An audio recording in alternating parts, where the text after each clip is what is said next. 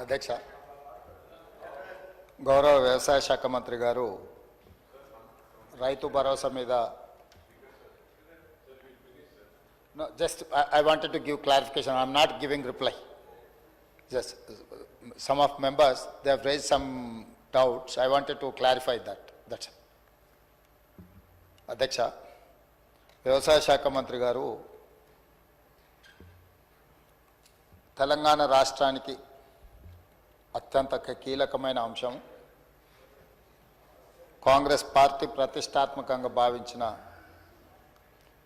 రైతు భరోసా కార్యక్రమం మీద వారు స్వల్పకాలిక చర్చను ఈ సభ ముందు పెట్టి ప్రభుత్వం రైతు భరోసా మీద తీసుకోవాలంటున్న నిర్ణయాలలో ప్రధాన ప్రతిపక్ష సభ్యులందరినీ, శాసనసభ్యుల సలహాలు సూచనలు తీసుకొని ప్రభుత్వం విధి విధానాలను ఖరారు చేసుకొని ముందుకు వెళ్ళాలని గతంలోనే సభా సమావేశాల కంటే ముందే ప్రభుత్వ పరంగా సంక్రాంతి తర్వాత రైతు భరోసా కార్యక్రమాన్ని కొనసాగించాలని ప్రభుత్వ పక్షాన్ని ప్రకటన కూడా చేయడం జరిగింది.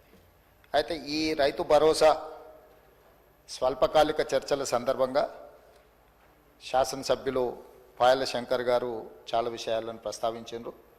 అందులో ప్రధానంగా ఒక 2-3 విషయాల మీద నేను క్లారిఫికేషన్ ఇవ్వదలుచుకున్నాను. ఎందుకంటే చర్చ అంతా అయిపోయినాక కూడా నేను ఇచ్చి ఉండొచ్చు. కాకపోతే ఈ అంశాలకు సంబంధించి కొన్నిసార్లు ఎంబడెంబడే మనం రిప్లై చేస్తే వాటి ప్రాధాన్యత ఉంటుంది, సభ్యుల మనసులో ఉన్న అనుమానాలను కూడా మనం నివృత్తి చేసిన వాళ్ళం అవుతాం. రైతు భరోసా విషయంలో కాంగ్రెస్ పార్టీ రైతులను ఆదుకోవడానికి తీసుకోవాలన్న ఆలోచన, దీన్ని అమలు చేసే విధానంలో ఎవరికి ఎలాంటి అనుమానాలు ఉండాల్సిన అవసరం లేదు. సంపూర్ణంగా తెలంగాణ రైతు సమాజాన్ని ఆదుకోవడానికే మా ప్రభుత్వం ముందు భాగాన ఉంటుంది. కాంగ్రెస్ పార్టీకి శ్రీమతి ఇందిరాగాంధీ గారికి ఉన్న చరిత్ర ఈడ ప్రతి ఒక్కరికి తమరికి ప్రత్యేకంగా తెలుసు అధ్యక్ష. భూమి చుట్టూతా ఉన్న పేదలు, ముఖ్యంగా దళితులు, గిరిజనులు, బలహీన వర్గాలు, వ్యవసాయ కుటుంబాలు భూమినే నమ్ముకొని, భూమినే అమ్మగా భావించి ఈ భూమి చుట్టూతోనే వాళ్ళ జీవితం ముడిపడి ఉన్న విషయంలో ఆ రైతులను ఆదుకోవాలన్నదే ప్రభుత్వం యొక్క ఆలోచన. గత ప్రభుత్వం గొప్పగా చెప్పుకునే రైతు బంధు పథకం, ఈ రైతు బంధు పథకం యొక్క మూల ఉద్దేశం పెట్టుబడి సహాయ పథకము. వ్యవసాయ రైతుకు పెట్టుబడి సహాయ పథకము. పెట్టుబడి సహాయం ఎవరికి అధ్యక్ష? వ్యవసాయం చేసుకునే వాళ్లకు సహాయం చేయడము, ఆ సహాయము పెట్టుబడి రూపంలో, ఆ సహాయము నగదు రూపంలో రైతుకు చేరవేయాలన్నదే గత ప్రభుత్వం యొక్క లక్ష్యము అని వాళ్ళు జీవోలో స్పష్టంగా వాళ్ళు ఇచ్చిన జీవోలోనే అంశాలను క్రోడీకరించారు. మరి అమలు చేసే క్రమంలో గొప్పల కోసం పోయో, నిర్లక్ష్యపూరితంగానో, లేకపోతే ఏమాత్రం బాధ్యత లేకుండా బాధ్యతారహితంగా వ్యవహరించడం వల్ల సరాసరి ప్రభుత్వానికి అందుతున్న ఒక అంచనా, మేము వచ్చిన తర్వాత 7,625 కోట్లు రైతు భరోసా పథకంలో రైతుల ఖాతాలు వేసినవి తీసేస్తే అంతకంటే ముందు 72,816 కోట్లు గత ప్రభుత్వం రైతు బంధు పథకంలో వేసిండ్రు అధ్యక్ష. అందులో ఒక అంచనా సాగులో లేని భూములకు 22,606 కోట్ల రూపాయలు, సాగులో లేని భూములకు, రాళ్లకు, రప్పలకు, గుట్టలకు, రోడ్లకు, లేకపోతే పరిశ్రమలుగా రూపాంతరం చెందిన లేఅవుట్లై రియల్ ఎస్టేట్లో ఎకరాలను గజాలుగా మార్చి, గజాలను లేఅవుట్లు చేసి, లేఅవుట్ల ద్వారా ఇండ్లు అమ్ముకొని కాలనీలు వెలిసిన వాళ్ళకు కూడా ఈరోజు రైతు బంధు వచ్చింది. దాంతో 72,000 కోట్లలో 22,000 కోట్లు దాదాపుగా ఆయాచిత లబ్ధి అనర్హులకు చేరిందని ఒక అంచనా అధ్యక్ష. ఈరోజు నేను అడుగుతున్న అధ్యక్ష, నేను మీ దృష్టికి తీసుకొస్తున్న పాయల శంకర్ గారిని కూడా నేను అడగదలుచుకున్నా, రాళ్లకు, రప్పలకు, గుట్టలకు కూడా మనం ఇద్దామా? అదేవిధంగా రాజీవ్ రహదారిలో పోయిన పత్రికల్లో వచ్చిన వార్తల అధ్యక్ష, నేనేం కొత్తగా చెప్పట్లేదు. గజ్వేల్ ప్రాంతంలో కల్వకుంట్ల చంద్రశేఖరరావు గారు ప్రతిపక్ష నాయకుడు ప్రాతినిధ్యం వహిస్తున్న గజ్వేల్ నియోజకవర్గ పరిధిలో రాజీవ్ రహదారిలో భూమి పోయి రాజీవ్ రహదారి వేసిన రోడ్డు కూడా రైతు బంధు పథకం ద్వారా నిధులు ఇచ్చిండ్రు అధ్యక్ష. అదేవిధంగా నా ప్రాంతానికి సంబంధించి శ్రీశైలం, మా సొంత ఊరికి వెళ్ళాలంటే ఈ దారిలోనే వెళ్ళాలి అధ్యక్ష. ఆమన్గల్లు ప్రాంతంలో శ్రీశైలం రోడ్లో పోయిన భూమికి కొత్త పాస్ పుస్తకాలు అధికారులు అక్కడ కొంతమంది రాజకీయ దళారులు కుమ్ముకై శ్రీశైలం పోయిన రోడ్లకు ఈరోజు రైతు బంధు పథకాన్ని ఆ గత ప్రభుత్వం ఇచ్చింది అధ్యక్ష. ఇదే కాకుండా అధ్యక్ష, క్రషర్ యూనిట్లు క్రషర్లు నడుస్తున్నాయి అధ్యక్ష. ఆల్రెడీ క్రషర్లు నడిచే వాటికి ఈరోజు రైతు బంధు వాళ్ళు గతంలో ఇచ్చింది అధ్యక్ష. అదేవిధంగా మైనింగ్ భూములు అధ్యక్ష, మైనింగ్ లీజులు ఇచ్చి మైనింగులు జరుగుతున్న భూములకు ఈరోజు రైతు బంధు ఇచ్చింది అధ్యక్ష. అదేవిధంగా టీఆర్ఎస్కు సంబంధించిన నాయకులు అధికారులు పోడు భూములు రైతులకు, పేదలకు, గిరిజనులకు, ఆదివాసీలకు ఇస్తే వాళ్ళ పేరు మీద కూడా నకిలీ పట్టాలు తయారు చేసి నకిలీ పట్టాల ద్వారా కూడా రైతు బంధు పథకాన్ని ఆయాచిత లబ్ధి పొందిండ్రు అధ్యక్ష. ఈరోజు ఇట్లా చెప్పుకుంటూ పోతే అది క్రషర్లు కావచ్చు, శ్రీశైలం నేషనల్ హైవే కావచ్చు, లేకపోతే రాజీవ్ రహదారి కావచ్చు, లేకపోతే క్రషర్ యూనిట్లు క్రషర్లు పెట్టినవి కావచ్చు, లేకపోతే మైనింగ్లు ఇచ్చినవి కావచ్చు, లేకపోతే హైదరాబాదు చుట్టుముట్టూత, ముఖ్యంగా హైదరాబాదు నగరం చుట్టుముట్టూత ఒకప్పుడు మనందరం చూసినాం. కూరగాయలు పండించే వాళ్ళు, ఆకుకూరలు పండించే వాళ్ళు, వివిధ రకాల ద్రాక్ష తోటలు, చాలా వ్యవసాయం జరిగేది. కానీ ఇవాళ హైదరాబాదు నగరం చుట్టుముట్టూత ఒక 50 కిలోమీటర్ల పరిధిలో 70-80% వ్యవసాయం ఎవరు చేయడం లేదు. రియల్ ఎస్టేట్లుగా మారి, లేఅవుట్లుగా మారి, ప్లాట్లుగా విక్రయించి ఈరోజు మొత్తం వ్యవసాయేతర పనులకు, పరిశ్రమలకు, లేకపోతే ఐటీ కంపెనీలకు, లేకపోతే రియల్ ఎస్టేట్ లేఅవుట్ల కిందను మారిపోయినాయి అధ్యక్ష. గత ప్రభుత్వము యావరేజ్గా 2 సీజన్లకు కలిపి ప్రతి సంవత్సరం 3 కోట్ల ఎకరాలకు వాళ్ళు డబ్బులు ఇచ్చుకుంటా పోయినారు అధ్యక్ష. 3 కోట్ల ఎకరాలకు వాళ్ళు ఎకరాకు 10,000 ప్రకారము చేసుకుంటూ పోతే 15,000 కోట్ల రూపాయలు ప్రతి సంవత్సరం దాదాపుగా +-10% వాళ్ళు ఖాతాలలో వేసిండ్రు అధ్యక్ష. అట్లా వాళ్ళు ఇచ్చిన 72,000 కోట్లల్లో 22,000 కోట్ల రూపాయలు జాతీయ రహదారులకు, రియల్ ఎస్టేట్లో ప్లాట్లు అమ్మిన వాళ్లకు, క్రషర్లకు, మైనింగ్లకు, రాళ్లకు, రప్పలకు, కొండలకు, గుట్టలకు దొంగ పాస్ పుస్తకాలు తయారు చేసుకొని అధికారంలో ఉన్నాం కాబట్టి అధికార పార్టీ నాయకుల అనుచరులము, వారి సహచరులము, వారి బంధువులమని వేలాది కోట్ల రూపాయలు కొల్లగొట్టిండ్రు అధ్యక్ష. మరి ఈరోజు నేను అడుగుతున్న తమ ద్వారా ప్రధాన ప్రతిపక్షము ఈ పథకాన్ని 80,000 పుస్తకాల్లో చదివిన సారాంశంతో దీన్ని తయారు చేసిన ప్రధాన ప్రతిపక్ష నాయకుడు వచ్చి ఇంత కీలకమైన అంశం చర్చకు వచ్చినప్పుడు వారు సూచనలు ఇస్తారని అనుకున్నాం అధ్యక్ష. వారి అనుభవం నుంచి, వారి పరిపాలనలో వారు నేర్చుకున్న అంశాల నుంచి ఈ ప్రభుత్వం ఏదైనా సూచన వస్తే మేము తీసుకుందాం అనుకున్నాం. ఇక్కడ ఒక అంశం చెప్పొచ్చు అధ్యక్ష. ఈరోజు ఇది ప్రవేశపెట్టిన వ్యవసాయ శాఖ మంత్రి గారు తుమ్మల నాగేశ్వరరావు గారు వారికంటే సీనియర్, వారికంటే ముందు ఎమ్మెల్యే, వారికంటే ముందు మంత్రి, వారికంటే ఎక్కువ శాఖలు నిర్వహించారు. అయినా మా సహచార మంత్రి తుమ్మల నాగేశ్వరరావు గారికి ఎలాంటి బేసిజాలు లేవు అధ్యక్ష. ఒకవేళ ఎవరైనా మొదటిసారి శాసనసభ్యుడైనా, ఈరోజు నేను ఎందుకు రిప్లై చేస్తున్నా, మొదటిసారి శాసనసభ్యుడు శంకర్ గారు, పాయల శంకర్ గారు కొన్ని అంశాలు లేవనెత్తితే వారు గతంలో స్థానిక సంస్థలలో ప్రజాప్రతినిధిగా పనిచేశాడు. ఎమ్మెల్యే కాకపోయి ఉండొచ్చు, ఎమ్మెల్యే కంటే ఎక్కువ ప్రజలతో మమేకమై ప్రజా జీవితంలో సంవత్సరాల కొద్ది ప్రజలలో ఉన్నారు. తనకు ఒక అనుభవం ఉంది. అది ముఖ్యంగా ఆదిలాబాద్ లాంటి వెనుకబడిన ప్రాంతం, గిరిజనులలో ఆదివాసీలు అత్యధికంగా ప్రాతినిధ్యం వహిస్తున్న ప్రాంతం నుంచి వచ్చిందంటే డెఫినెట్గా అవుట్ ఆఫ్ హిజ్ ఎక్స్పీరియన్స్ తన అనుభవం నుంచి కొన్ని ప్రభుత్వానికి సూచనలు చేసినప్పుడు ఈ ప్రభుత్వం తప్పకుండా మొదటిసారి సభ్యుడు కాబట్టి మేము వినం, అత్యంత సీనియర్ కాబట్టి ఆయన ఏ అబద్ధాలు చెప్పినా అబద్ధాలు అన్నిటిని ప్రభుత్వం స్వీకరించాలి. ఇట్లాంటి వాదనలకు ఇక్కడ తావలేదు అధ్యక్ష. తమరి నాయకత్వంలో అంశానికి ప్రాధాన్యత ఉంది, విషయాన్ని క్షుణ్ణంగా పరిశీలించే విధానం ఉంది.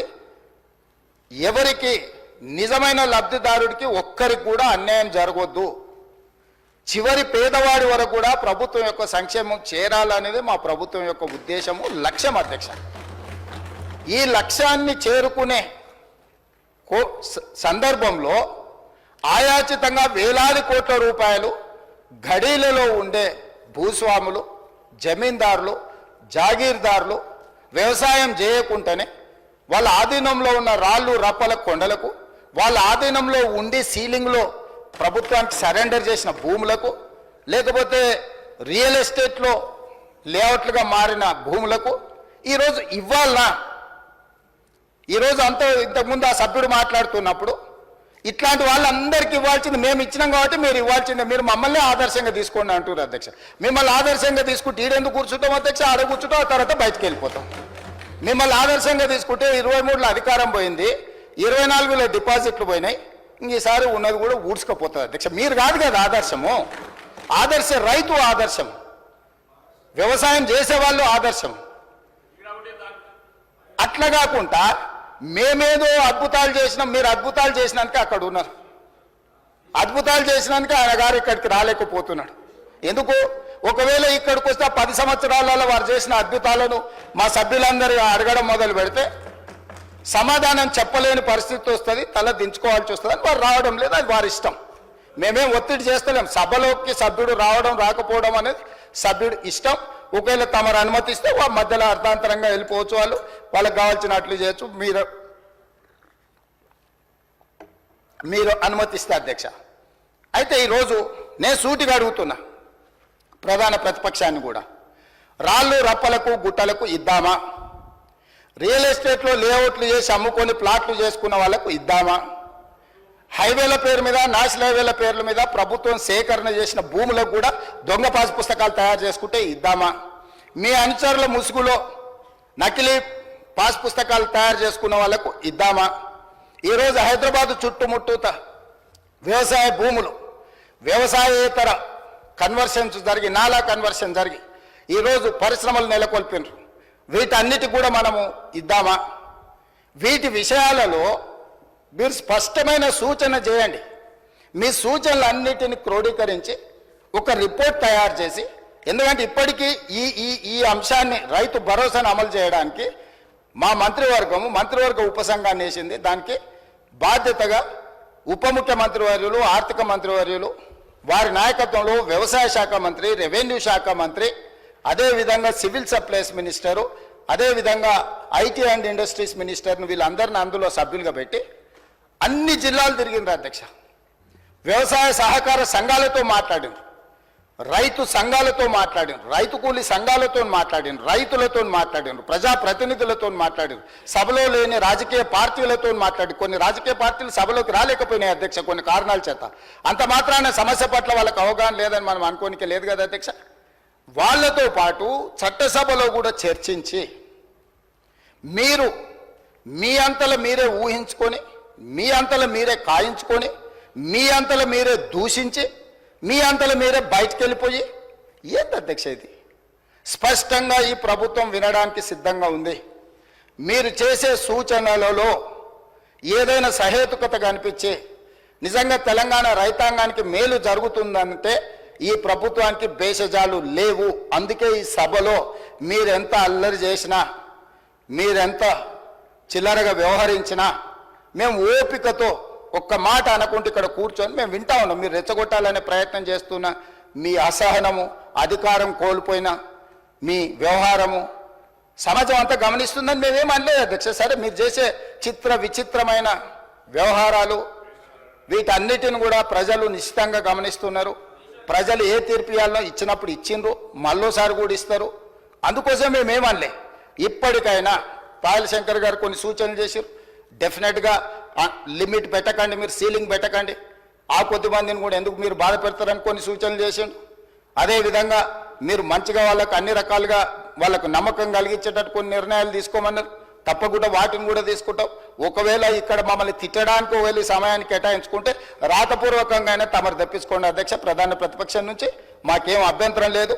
వాళ్ళను ఈ విషయాలలో, ఈ రాళ్ళు రప్పలకు, గుట్టలకు, దొంగ పాస్ పుస్తకాలకు, లేఅవుట్లకు, రియల్ ఎస్టేట్ వాళ్ళకి ఇవ్వాలన్నా వద్దా?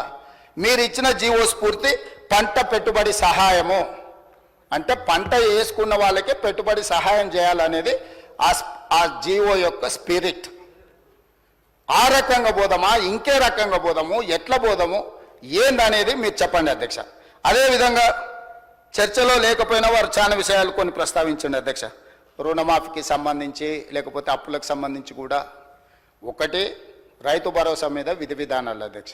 విధి విధానాల 1, 2, 3, 4, 5 what ever it is me suggestions ఏంటో కాటగారికల్గా చెప్పండి. ప్రభుత్వం వింటుంది, ప్రజలకు ప్రయోజనం చేకూరితే అమలు చేస్తుంది. పాయింట్ నెంబర్ 2, మీరు రైతు ఆత్మహత్యల మీద ఇతర అంశాల మీద దీంట్లోనే మిక్స్ చేసి మీరు కొంత చెప్పే ప్రయత్నం చేసి నాకేం అభ్యంతరం లేదు. నేను పార్లమెంట్లో మొదటిసారి నేను ఎంపీ అయిపోయిన ఎంబడే అడిగిన ప్రశ్న రిలేటెడ్నే కోట్ చేసినట్టుంది అధ్యక్ష. సేమ్ అదే దాంట్లోకి వెళ్ళి నేను చెప్పదలుచుకున్న అధ్యక్ష. 2019లో 3 డిసెంబర్ 2019 నేనే అడిగిన క్వశ్చన్కి కేంద్ర వ్యవసాయ శాఖ మంత్రి గారు ఇచ్చిన రిప్లైలో ఉన్న అంశం ఒక సభలో డాక్యుమెంట్ని ఇంకో సభలో కోట్ చేయడం నార్మలీ అలో చేయరు. తమరి ప్రత్యేక అనుమతి తీసుకొని ఈ డాక్యుమెంట్ నేను కోట్ చేయదలుచుకున్నా. మొత్తం రాష్ట్రాలతో పాటు యూనియన్ టెరిటరీస్ వీటన్నిటిని 36 ప్రాంతాలలో రైతులకు సంబంధించిన ఆత్మహత్యల మీద 2019లో నేను ప్రశ్న అడిగితే కేంద్ర ప్రభుత్వం ఇచ్చిన జవాబు 2014, 2015, 2016 ఈ 3 సంవత్సరాలే NRCB national crime record bureau NCRB నమోదు చేసిన లెక్కల్ని పార్లమెంట్లో సమాధానం ఇవ్వడం జరిగింది అధ్యక్ష. ఇందులో రైతుల ఆత్మహత్యలు తగ్గినాయనో మేమేదో అద్భుతాలు సృష్టించినామనో నోరు తెరిస్తే అబద్ధాలు చెప్పే అలవాటు ఉండి అబద్ధాల సంఘానికి అధ్యక్షులు రాలేదు, ఉపాధ్యక్షుడు వచ్చి వర్కింగ్ ప్రెసిడెంట్ వచ్చి మళ్ళీ అదే అబద్ధాలు చెప్తున్నాడు అధ్యక్ష. ఇందులో ఏముంది అధ్యక్ష? మొట్టమొదటి ఆంధ్రప్రదేశ్ 2014లో ఆంధ్రప్రదేశ్లో ఆత్మహత్యలు 160, 2015లో రైతుల ఆత్మహత్యలు 516, 2016లో రైతుల ఆత్మహత్యలు 239, మొత్తం కలిస్తే దాదాపుగా 1000 లోపల అధ్యక్ష 3 సంవత్సరాలు కలిపి ఆంధ్రప్రదేశ్లో. ఎందుకంటే మనతోని విడిపోయిన ఆంధ్రప్రదేశ్ ఎంబడే 3 సంవత్సరాలు ఆ రాష్ట్రంలో రైతుల ఆత్మహత్యలు 2014లో 160 మళ్ళీ చెప్తున్నా అధ్యక్ష, 2015లో 516, 2016లో 239 ఇది ఆంధ్రప్రదేశ్లో. అదేవిధంగా సీరియల్ నెంబర్ 15లో మహారాష్ట్ర ఉంది అధ్యక్ష.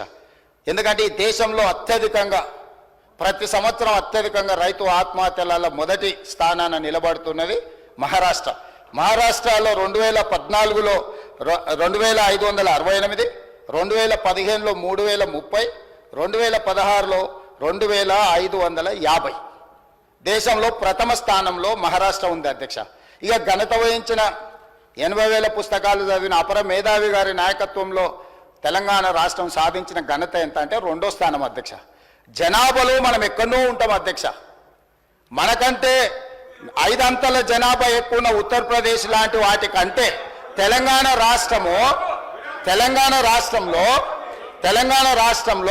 2014లో అధ్యక్ష 898 మంది రైతులు ఆత్మహత్య చేసుకున్నారు అధ్యక్ష. 2015కు వచ్చే వరకల్లా నెంబరు 1358కి పెరిగింది అధ్యక్ష. 2016లోకి వచ్చే వరకల్లా 632 మంది ఆత్మహత్యలు చేసుకున్నారు అధ్యక్ష. దాదాపుగా 3000 పైచీలకు ఆత్మహత్యలు చేసుకున్నారు అధ్యక్ష. అంటే ఆంధ్రప్రదేశ్ మన నుంచి విడిపోయినాక 1000 లోపల రైతులు ఆత్మహత్య చేసుకుంటే తెలంగాణ వారి నాయకత్వంలో 3000 మంది పైగా రైతులు ఆత్మహత్యలు చేసుకున్నారు. దేశంలోనే మొదటి స్థానం మహారాష్ట్ర అయితే 2వ స్థానం రైతు ఆత్మహత్యల తెలంగాణ. 3 సంవత్సరాల లెక్కలు పార్లమెంట్లో పెడితే ఇది కూడా వాళ్ళ ఘనత మేము తగ్గించినాం. ఏంది మీ బొంద మీరు తగ్గించింది? నీతో పాటు ఉన్న ఆంధ్రప్రదేశ్ రాష్ట్రం ఎక్కడుంది? నువ్వెక్కడున్నావు? మిగతా రాష్ట్రాలు అన్ని కావాలంటే లెక్క చదువుతా అధ్యక్ష. ఏ రాష్ట్రం కూడా మనకంటే అత్యధిక జనాభా ఉన్న మధ్యప్రదేశ్ ఉత్తరప్రదేశ్ అధ్యక్ష. ఉత్తరప్రదేశ్లో 20 కోట్ల జనాభా అధ్యక్ష. ఉత్తరప్రదేశ్లో 14లో 63 మంది రైతు ఆత్మహత్యలు, 15లో 145 మంది రైతు ఆత్మహత్యలు, 16లో 69 మంది ఆత్మహత్యలు అధ్యక్ష. అత్యధిక దేశంలోనే అత్యధిక జనాభా ఉన్న ఉత్తరప్రదేశ్, పేదరికం ఉన్న ఉత్తరప్రదేశ్ 14లో మనకు 63 మంది, 15లో 145 మంది, 16లో 69 మంది రైతు ఆత్మహత్యలు అధ్యక్ష. ధనిక రాష్ట్రము, మిగులు రాష్ట్రము, ఇట్లాంటి ధనిక రాష్ట్రంలో, మిగులు రాష్ట్రంలో 14, 15, 16లో దాదాపుగా 3000 మంది రైతులు ఆత్మహత్యలు చేసుకున్నారంటే తలదించుకోవాల్సింది పోయి, రైతుల క్షమాపణ చెప్పాల్సింది పోయి, మేము గొప్పలు, మా గొప్పలు చూడండి, మా తాతలు నేతులు తాగిండ్రు, మీరు మా మూతి వాసన చూడండి, తినడానికి తిండి లేదు కానీ మేము మీసాలకు సంపెంగ నూనె పెట్టుకుంటాం, ఏంటి అధ్యక్ష ఈ గొప్పలని? ఇది ఒక విషయం అధ్యక్ష. అదే విషయంగా రుణమాఫీకి సంబంధించింది అధ్యక్ష.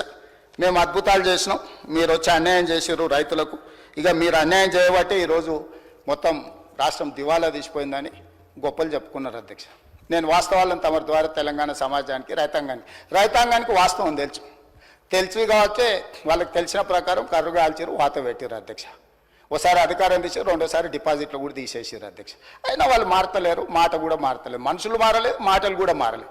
కానీ నేను వాస్తవాలను అయితే మరి చెప్పాలి కదా అధ్యక్ష. కాంగ్రెస్ పార్టీ ఏం చేసింది అంటారు. కాంగ్రెస్ పార్టీ ఏం చేసిందో కూడా చెప్పాలి కదా అధ్యక్ష. 12 నెలల ఒక్క సంవత్సరంలో మేము ఏం చేసినామని ఇన్నిసార్లు అడుగుతున్నావే. 10 సంవత్సరాలు ఘనత వహించిన మీ ప్రభుత్వం ఏం చేసిందో కూడా ఒకసారి వెనక్కి తిరిగి చూసుకోవాలి కదా అధ్యక్ష.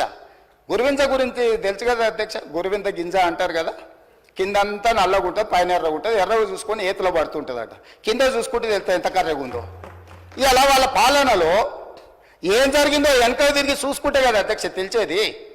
వాళ్ళ గురించే ఒక విషయం చెప్తా అధ్యక్ష. 2014లో అధికారంలోకి రాగానే ఎన్నికల మేనిఫెస్టో అప్పుడు ₹1,00,000 రుణమాఫీ చేస్తామన్నారు అధ్యక్ష. 4 విడతలలో చేస్తామని, 5 ఏళ్లలో చేస్తామని లేదు అధ్యక్ష. అధికారంలోకి వచ్చినప్పుడే రుణమాఫీ చేస్తామన్నారు ₹1,00,000. కావాలంటే వాళ్ళ మేనిఫెస్టో తీసుకొచ్చి మనం చర్చిద్దాం. కానీ 5 ఏళ్లకు దాన్ని స్ప్రెడ్ చేసి 5 ఏళ్లలో వాళ్ళు కట్టింది ఎంత అధ్యక్ష? 16,143 కోట్ల అధ్యక్ష. ధనిక రాష్ట్రంగా ఏర్పడ్డ తెలంగాణ రాష్ట్రం 72,000 కోట్ల రూపాయలు మాత్రమే అప్పు ఉన్న రాష్ట్రం. వాళ్ళకు అప్పచెప్తే ₹1,00,000 రుణమాఫీ చేయడానికి ఆపసోపాలు పడి ఆఖరి సంవత్సరం వరకు వాళ్ళు చేసిన రుణమాఫీ 16,143 కోట్ల అధ్యక్ష. 5 ఏళ్ళు అసలుకు మిత్తి కలిపితే అంతకంత అవుతుంది అధ్యక్ష. మీకు తెలియదు, బ్యాంకులలో మనం డిపాజిట్ చేస్తే కూడా 5 ఏళ్ళకి డబ్బులు ఇస్తారు. దాదాపుగా ₹1,00,000 ఉన్న వాళ్ళకు 80,000 దాకా అప్పు అయింది అధ్యక్ష. నువ్వు చేసిన రుణమాఫీ ఇంతకుముందు మా వాళ్ళు ఎవరో చెప్తా ఉంటే అది అప్పుకే మిత్తికే సరిపోయిందని.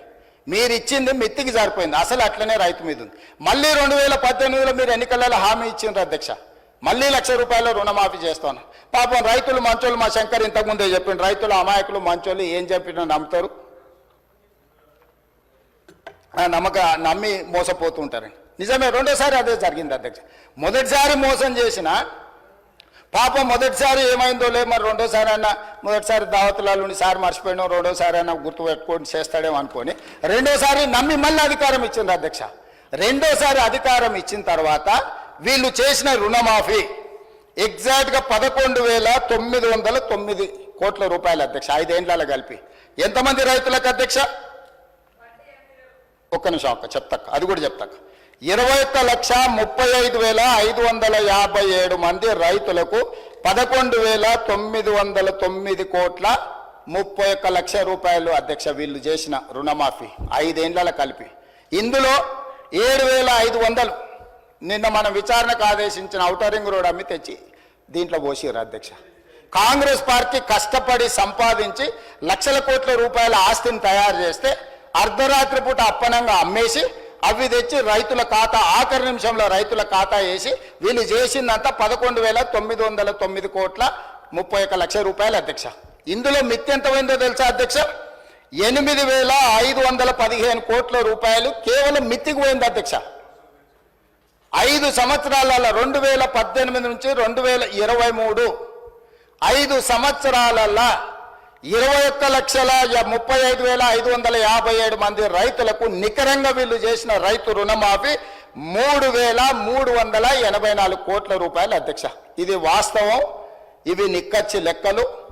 నిజం చేదుగా ఉంటుంది, ఆ నిజాన్ని మింగడానికి వాళ్ళకు ఓపిక కావాలి, ధైర్యము కావాలా.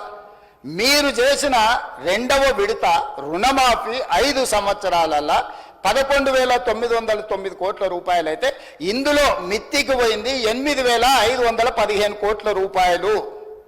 మీరు అస్సలు కట్టిందే లేదు, అసలు మాఫీ చేసిందే లేదు. మీ చరిత్ర ఇది. 2014 నుంచి 18 డిసెంబర్, 2018 డిసెంబర్ నుంచి 2019 డిసెంబర్ 7 తారీఖు వరకు, అంటే మా ప్రభుత్వం ఏర్పాటు చేసే వరకు మీరు చేసిన రుణమాఫీ ఇది. ఇక మా వరకు వస్తే అధ్యక్ష, ఎందుకంటే తెలంగాణ వచ్చినాక 3 విడతలుగా రుణమాఫీ జరిగింది అధ్యక్ష.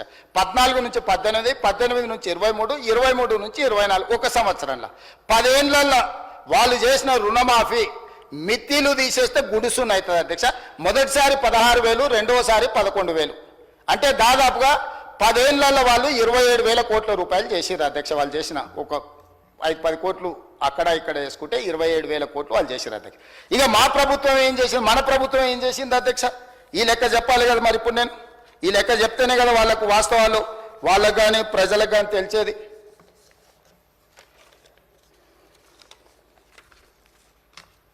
రెండు లక్షల వరకు రుణమాఫీ చేస్తామని ఎన్నికల మేనిఫెస్టోలు చెప్పినాం, ఎన్నికల తర్వాత కూడా చెప్పినాం. ఒక సందర్భంలో ఒక ఆయన సవాల్ ఇసిరిండు, అది అట్లా ఇది ఇట్లా అని. 15 ఆగస్టు లోపల చేస్తామని చెప్పినాం.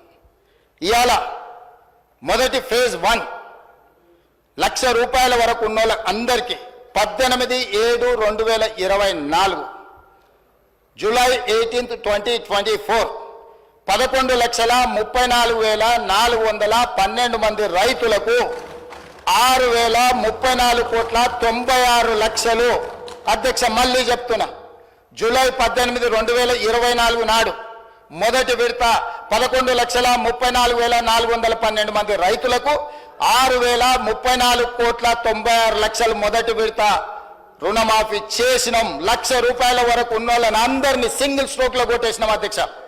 రెండో ఫేజ్ 30 జూలై 2024 సరిగ్గా 12 రోజుల్లోనే 6,40,823 మంది రైతులకు 6,190 కోట్ల రూపాయలు రెండో విడత మాఫీ చేసినాం అధ్యక్ష 12 రోజుల్లోనే.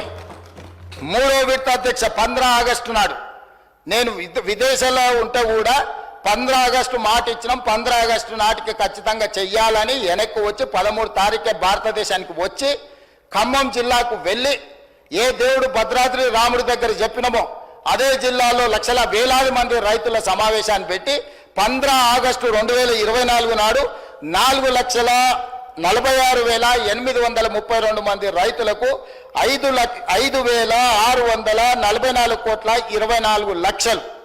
ఫేజ్ 3లో 2 లక్షల వరకు ఉన్న వాళ్ళందరికీ మాఫీ చేసినాం అధ్యక్ష. 3 విడతలలో ఎన్ని రోజులు? సరిగ్గా 27 రోజుల్లో 3 విడతలలో 17,869 కోట్ల 21 లక్షల రూపాయలు 3 విడతల్లో 27 రోజుల్లో 2 లక్షల రూపాయల వరకు రుణమాఫీ చేసిన చరిత్ర ఈ భారతదేశంలో స్వతంత్రం వచ్చినప్పటి నుంచి ఇంక్లూడింగ్ కాంగ్రెస్ పాలిత రాష్ట్రాలలో కూడా చెయ్యనంత గొప్ప రుణమాఫీ తెలంగాణ రాష్ట్రంలో మన ప్రభుత్వం, ప్రజా ప్రభుత్వం చేసింది అధ్యక్ష. దీన్ని అభినందించాలి కదా అధ్యక్ష. మేం చెయ్యలేకపోయినాము, మేం వైఫల్యం చెందినాము, మీరు ఒక మంచి పని చేసిండ్రు, ఈ మంచి పనిని రైతులకు మేలు జరిగిందని అభినందించి వాళ్ళు ఏదైనా సూచన చేసి ఉంటే తప్పకుండా ప్రతిపక్షంగా వాళ్ళకి గౌరవం దక్కేది అధ్యక్ష. ఇదే కాకుండా కొంతమందికి రాలేదు, కొంతమంది నష్టపోయారు, కొంతమంది అంటే సాంకేతికంగా, నేను ఆ రోజు చెప్పిన సాంకేతికంగా ఏదన్నా లోపాలు ఉన్నా, బ్యాంకర్స్ మాకు సమాచారం అందించే దాంట్లో ఏదన్నా వ్యత్యాసం ఉన్నా తప్పకుండా వాటిని కూడా మళ్ళీ సర్దిద్దుకుంటాం. మాకు ఎలాంటి బేసజాలు లేవు, ఈ రైతులను ఆదుకోవడమే మా లక్ష్యము. రైతులు అడగలేదు, మేం చేస్తామని చెప్పినాము. మేము బాధ్యతగా జిమ్మేదారిగా ఫీల్ అవుతున్నామని చెప్పి 30/11 నవంబర్ 30 తారీఖు 2024 నాడు మహబూబ్ నగర్ జిల్లాలో, నా సొంత జిల్లాలో 3,13,896 మంది రైతులకు 2,747 కోట్ల 67 లక్షలు 30 నవంబర్ నాడు మళ్ళీ రుణమాఫీ చేసినాం అధ్యక్ష.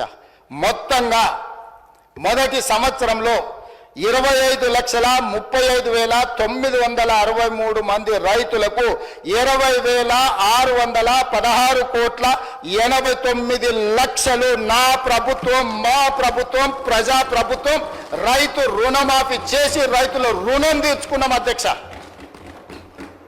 ఇది మా పనితనం, ఇది మేము రైతుల పట్ల చూపించిన ప్రేమ ఆప్యాయత. ఈ రైతు ఎవరు అధ్యక్ష? మా కుటుంబం, మా తండ్రులు, మా తాతలు, మా ముత్తాతలు వ్యవసాయం చేసి భూమిని నమ్ముకొని ఈ భూమిలోనే పుట్టి ఈ భూమిలోనే కలిసిన మా కుటుంబాల కోసం మేం చేసిన పని అధ్యక్ష. ఇది మేము గొప్పతనం అనుకుంటలేం, మా బాధ్యత అనుకుంటున్నాం. ఇది ఒక భావోద్వేగం అధ్యక్ష. ఇది ఉద్యోగం లాంటి పని కాదు. వాళ్ళకి ఎవ్రీథింగ్ ఈజ్ ట్రాన్సాక్షనల్. వాళ్ళకి ప్రతిదీ వ్యాపారం, లావాదేవీలు, ఇచ్చిపుచ్చుకోవడమే, వచ్చిందంతా పోయిందంతా వాళ్ళ వ్యవహారం. మేము అట్లా కాదు అధ్యక్ష. రైతు అంటే మాకు ఒక అనుబంధం, ఒక బంధం, మా కుటుంబం, మాది భావోద్వేగం అధ్యక్ష ఈ రైతు రుణమాఫీ. అందుకే అన్ని ఆపి నిజంగానే ఇదే రుణమాఫీ నేను 5 ఏళ్ల తర్వాత చేస్తే ఈ 21,000 కోట్ల రూపాయలకు 50,000 కోట్లు అయితే అధ్యక్ష పెరిగి. ఎందుకు మిగతా అన్ని కూడా కడుపు కట్టుకొని మిగతా కొన్ని అభివృద్ధి కార్యక్రమాలు కూడా ఆపుకొని ఈ రైతులకు ఎందుకు మొదటి సంవత్సరంలోనే వస్తేనే ఎందుకు రుణమాఫీ మీద పెట్టినా అంటే ఇప్పుడే రుణమాఫీ చేస్తే రైతు నెత్తి మీద మిత్తిల భారం పడదు అధ్యక్ష. అందుకోసం నేను రైతులను మిత్తిల నుంచి కాపాడి రైతుని ఆదుకోవాలని, రైతు అంటే మేమంటే రైతు అని, రైతును రాజుగా చూడాలని, వ్యవసాయం దండగ కాదు వ్యవసాయాన్ని పండుగ చేయాలనే ఉద్దేశంతో 20,616 కోట్ల 89 లక్షల రూపాయలు రుణమాఫీ చేసి ఈ సభలో నిటారుగా నిలబడి ఈరోజు ప్రజలకు మేము జవాబిస్తున్నాం అధ్యక్ష. వీళ్ళకి కాదు అధ్యక్ష. ఏంది వీళ్ళకి జవాబు చెప్పేది? వీళ్ళకి ఏమైనా బాధ్యత ఉందా? వీళ్ళకి ఏమైనా బరువు ఉందా? బాధ్యత ఉందా? ఎట్లా వ్యవహరించడం మీరు చూసారు కదా అధ్యక్ష పైనుంచి. వీళ్ళ మమ్మల్ని అడిగేది? వీళ్ళకి అర్హత ఉందా? ఇంకా ఎస్ఎల్బిసిలో మీరు 40,000 కోట్లు వచ్చింది, లేకపోతే ఇంత ఉంది అంత ఉంది అంటారు. కరెక్ట్, అక్కడికే వస్తాం. మీరు చేసిన పాపం పుట్టలాగా పెరిగి అది మా నెత్తి మీదకి వచ్చింది. 2014 నుంచి 2023 వరకు 10 ఏళ్ళు మీరు ఎగతొప్పిందంతా తడిసి మోపెడై తట్టెడై అప్పుల భారం నెత్తి మీద పడి అవన్నీ కలిపితే ఇక్కడికి వచ్చింది. కానీ మేము ఇచ్చింది ఏ డేట్ నుంచి అధ్యక్ష? మేము మా బాధ్యత తీసుకున్నప్పుడు మేము క్లియర్గా ఒక డేట్ మెన్షన్ చేసినాం అధ్యక్ష. 11/12/2018 నుంచి 9/12/2023 నేను బాధ్యత తీసుకునే వరకు 5 సంవత్సరాలు కరెక్ట్గా లెక్కగట్టి ఈ 5 సంవత్సరాలలో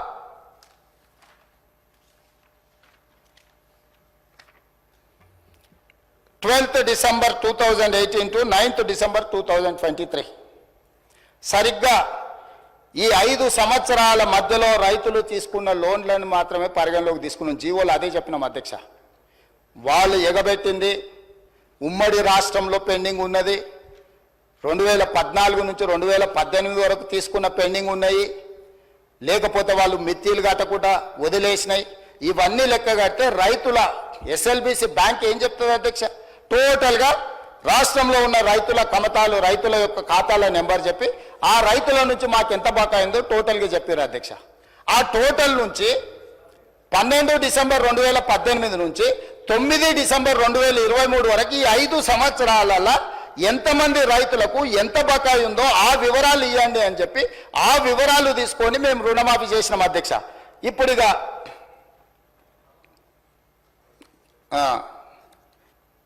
చంద్రశేఖరరావు గారు ఈ సభలోనే చెప్పిండు అనుకుంటా అధ్యక్ష. ఇది మొత్తము రైతుల రుణాలను ఒకేసారి మాఫీ చేయలేము, 8,000 కోట్ల రూపాయలు కావాలి, మా దగ్గర నల్ల డబ్బు లేదు అంటే ప్రభుత్వంలో లేదని వాళ్ళ దగ్గర లేదని అనుకునేవి అధ్యక్ష.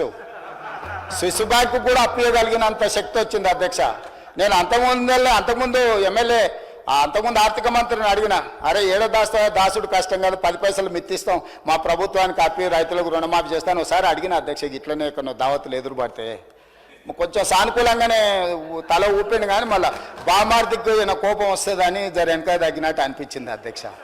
ఇవాళ ఈ రాష్ట్రం ఉన్న 7 లక్షల కోట్ల అప్పు కూడా కట్టాలంటే ఏం లేదు అధ్యక్ష. వాళ్ళకి ఒక్కసారి మన దిక్కు చూసిరంటే రాష్ట్రం అప్పంతా కట్టొద్దు అధ్యక్ష, ఎందుకంటే అంతా అక్కడికే చేరింది కదా. సో రైతులకు ఇవ్వడానికి 8,000 కోట్ల రూపాయలు కూడా నా దగ్గర లేవు అని చెప్పి ఈరోజు రైతుల కోసమే మేము బ్రతుకుతున్నాం, రైతుల కోసం మేము ప్రాణాలు ఇస్తాం, రైతుల కోసం మా కిడ్నీలు కూడా ఇస్తాం. ఏంది అధ్యక్ష? మీరు ఒకవేళ ఇచ్చినా కూడా మీకున్న షుగర్ లెవెల్స్కి అవి పనికిరావు అధ్యక్ష. ఒకవేళ మీరు ఇద్దామని ముందుకు వచ్చినా ఆ పరిస్థితి లేదు తీసుకోవడానికి. సో మీరు ఏం చేసిండ్రో వెనక్కి తిరిగి చూసుకోకుండా ఎందుకు అధ్యక్ష నాకు ఈ పాపం, నాకు ఈ శిక్ష, మీరు చేసిన పాపాలన్నీ నేను చదవాల్సి వస్తుంది అధ్యక్ష. ఇది నాకు శిక్షలాగా అయిపోయింది. ఈ శిక్ష నాకు వద్దు అధ్యక్ష. నేనేమంటున్నా అంటే నేను ఒక పాజిటివ్ దృక్పథంతో ముందుకు వెళ్ళాలనుకుంటున్నా. కాబట్టి దయచేసి రుణమాఫీ చేస్తే సరిపోతుందా? జీతాలు పింఛన్లు ఇవ్వద్దా?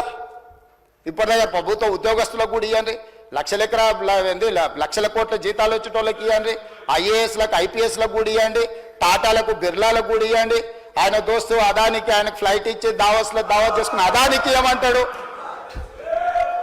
ఇటలీ నుంచి నిన్నమన్న యునైటెడ్ కింగ్డమ్ నుంచి వచ్చింది కదా ఎఫ్ఈఓ సిఓ కూడా ఇక్కడ భూమి కొంటే ఆయన కూడా ఇవ్వమంటాడు. ఎట్లా ఇంత బాధ్యత లేకుండా ఇట్లా మాట్లాడుకుంటూ పోతే ఇది ఏ రకంగా సమంజసం అధ్యక్ష? అదేవిధంగా అధ్యక్ష, అందుకే అదేవిధంగా అధ్యక్ష, ఈరోజు నువ్వు ఎంత ఆయన నీకేమి ఇయ్యాడు? ఇప్పుడు నువ్వు ఆయన పేరు ఎంతో తలుచుకున్నా పాపం ఇప్పుడేం వరం ఇచ్చేటట్టు లేడు. సో ఈరోజు అందుకే రాష్ట్రానికి వచ్చిన 100 కూడా మన స్కిల్ యూనివర్సిటీ కోసం 100 కోట్లు తెలంగాణ యువత కోసం తీసుకుంటే కడుపు మండి మాకు రాలేదని అక్కస్తోటి నానా యాగి చేస్తే ఆ పిల్లల స్కిల్ డెవలప్మెంట్ యూనివర్సిటీకి తీసుకున్న 100 కోట్లు కూడా వాపసు ఇవ్వాల్సి వచ్చింది అధ్యక్ష. ఇది రాష్ట్రానికి నష్టం. నాకేం నష్టం అధ్యక్ష? నేను చెప్పిన ఇది రాష్ట్రానికి తీరని నష్టం జరుగుద్ది, రాష్ట్రానికి తీరని నష్టం జరుగుద్ది అని చెప్పిన అధ్యక్ష. అందుకోసమని ఇవాళ వీళ్ళు ఈ రకంగా మాట్లాడినారు అధ్యక్ష. ఈరోజు మిగతా 2 లక్షల పైన ఉన్న వాళ్ళ గురించి కూడా మా మిత్రుడు శంకర్ అది కూడా చేస్తే బాగుంటుంది అని మేము ముందే చెప్పినాం అధ్యక్ష. అసలు మా ఎన్నికల మేనిఫెస్టోలో ఏముందో ఒకసారి చూడమని చెప్తున్నా. నేనేమన్నా 2 లక్షల వరకు ఎవరి రైతులకైతే అప్పు ఉందో అప్పు తీరుస్తామన్నాం. ఈరోజు ఇంకా ఏదైనా 2 లక్షల లోపల ఎవరిదైనా తప్పుబడ్డా ఇంకేదైనా సవరించేది ఉన్నా మీ లెక్కలు తీసుకొచ్చి ఇవ్వండి, మీ లెక్కలు ఇవ్వండి. వినడానికి నిజాలు వినడానికి ఓపిక ఉండాలి అధ్యక్ష. నిజం వినడానికి ఓపిక ఉండాలి అధ్యక్ష. నిజం అనేది కొంచెం చేదుగుంటుంది అధ్యక్ష. ఈ చేదు గుళికలు కొంచెం మింగాల్చే, ఎందుకంటే 10 ఏళ్ళు చేసిన పాపాలకు ఇది తప్పదు అధ్యక్ష. ఇది చాలా చిన్న శిక్ష అధ్యక్ష. ప్రజలు విధించిన శిక్ష ముందు ఇది చాలా చిన్నది, వినాలి వాళ్ళు. ఎందుకంటే మంచి చెప్తున్నప్పుడు నేర్చుకోవాలి. అదేవిధంగా అధ్యక్ష, ఇక అప్పుల గురించి పదే అప్పులు ఇట్లా తెచ్చారు, అప్పులు అట్లా తెచ్చారు, మేము తెచ్చిన అప్పులు అదే